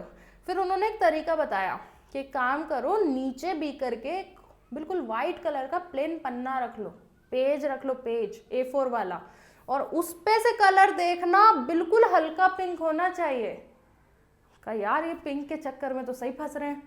कोई कह रहा डार्क पिंक हो गया, ये हो गया, पेज रख के देखो, चश्मा लगा के देखो, क्या देखे. तो वो बार बार आपसे ये एक्सपेरिमेंट रिपीट कराते हैं. बेसिकली बेटा ये न्यूट्रलाइजेशन ही है और इसी को हम टाइट्रेशन कह सकते हैं, acid base. This is known as acid base titration. इसी तरह से रिडॉक्स टाइट्रेशन भी होती है. इसी तरह से दूसरे टाइप की टाइट्रेशन भी होती हैं जिन्हें हम कहते हैं रिडॉक्स टाइट्रेशंस. तो एक होती है एसिड बेस टाइट्रेशन जिसमें एसिड और बेस के बीच में होती है, एक होती है रिडॉक्स टाइट्रेशन. रिडॉक्स टाइट्रेशन होती है between reducing agent and oxidizing agent. तो रिडॉक्स टाइट्रेशन बेटा दो तरह की होती है, iodimetric titration, iodometric titration. When a substance is directly titrated with a standard iodine solution, अगर आपने स्टैंडर्ड आयोडीन सोल्यूशन लिया है ब्यूरेट के अंदर और उसी से डायरेक्ट टाइट्रेशन हो रहा है, तो उसे आयोडीमेट्रिक कहते हैं. डी का मतलब डायरेक्ट. कोई हिंट तो लेना हम जिससे याद करेंगे हम, वरना तो कंफ्यूजिंग है, भूल जाएंगे. तो यहाँ पे डी वर्ड चुराओ, डी आई का मतलब डायरेक्ट. तो अगर आप टाइट्रेशन सीधा आयोडीन सोल्यूशन से करा रहे हो, डायरेक्ट आयोडीन, तो बेटा आयोडीमेट्रिक. अगर आप टाइट्रेशन को एक्सिस आयोडीन आयन में डाल रहे हो और उससे आयोडीन गैस प्रोड्यूस हो रही है और आयोडीन प्रोड्यूस को फिर टाइट्रेशन कराया जाता है सोडियम थायोसल्फेट से. सोडियम थायोसल्फेट होता है Na2S2O3. इसको हाइपो सोल्यूशन भी कहते हैं. लैब में जाना लिखा होगा हाइपो सोल्यूशन. तो पहले आपने आयोडीन बनवाई और फिर उस लिबरेटेड आयोडीन का टाइट्रेशन कराया हाइपो सोल्यूशन से, सोडियम थायोसल्फेट से. तो ये तो डायरेक्ट हुआ नहीं, ये तो इनडायरेक्ट हो गया, तो इसको आयोडोमेट्रिक कहते हैं। तो DI मतलब डायरेक्ट और डो मतलब हाइपो सोल्यूशन, ठीक है। आयोडोमेट्री इसलिए यूज की जाती है जब आपको रिड्यूसिंग एजेंट की स्ट्रेंथ का पता लगाना है, to evaluate the reducing agent such as sulphide, thiosulphate, arsenite etcetera. यहाँ पे क्या होगा, आपका रिड्यूसिंग एजेंट डायरेक्ट आयोडीन के साथ टाइट्रेट करेगा और आप उसका एन फैक्टर, उसकी स्ट्रेंथ, कुछ भी पता लगा सकते हो। Iodometric is use to quantify oxidising agent. Iodometric use किया जाता है ऑक्सीडाइजिंग एजेंट का पता लगाने के लिए। देखो इसमें क्या हो रहा है कि कॉपर सल्फेट को पहले आयोडीन आयन के साथ रिएक्शन कराई, इसमें I2 गैस प्रोड्यूस हुई जैसे कि लिखा हुआ था। अब उस प्रोड्यूस्ड I2 गैस की रिएक्शन कराई हाइपो सोल्यूशन से, तब जाके आपका NaI बना। इंडिकेटर क्या यूज हो रहा है, मैंने आपको बताया था ना कि हर टाइट्रेशन में कोई इंडिकेटर डलता है जिससे कलर आता है और जाता है और टीचर आपके पीछे पढ़ते हैं कि नहीं ये नहीं लाइट पिंक, ये नहीं लाइट पिंक। तो इंडिकेटर यूज आयोडोमेट्रिक में फ्रेशली प्रिपेयर्ड स्टार्च, इधर भी freshly prepared starch, end point disappearance of blue colour, end point disappearance of blue या violet colour. End point same है, इंडिकेटर सेम है, केवल मेथड अलग अलग है। एक में सीधा आयोडीन की टाइट्रेशन, आयोडीन के साथ टाइट्रेशन करानी है, एक में बेटा आयोडाइड आयन से करानी है, फिर जो आयोडीन निकलेगा उसको हाइपो से कराना है। तो ये स्टेप बाय स्टेप है। सो this is all in the redox chapter. Redox हमारा खत्म हो गया, हमने बैलेंसिंग सीख लिया, ऑक्सीडेशन नंबर सीख लिया, एन फैक्टर सीख लिया, टाइट्रेशन सीख लिया, यही सब आता है इस चैप्टर से। सो अच्छे से पढ़ो, छोटा प्यारा चैप्टर है, जल्दी से फिनिश भी हो गया। Thank you so much everyone. Question practice करो बेटा, रिडॉक्स के बहुत ज़रूरी है। Practice the questions of redox.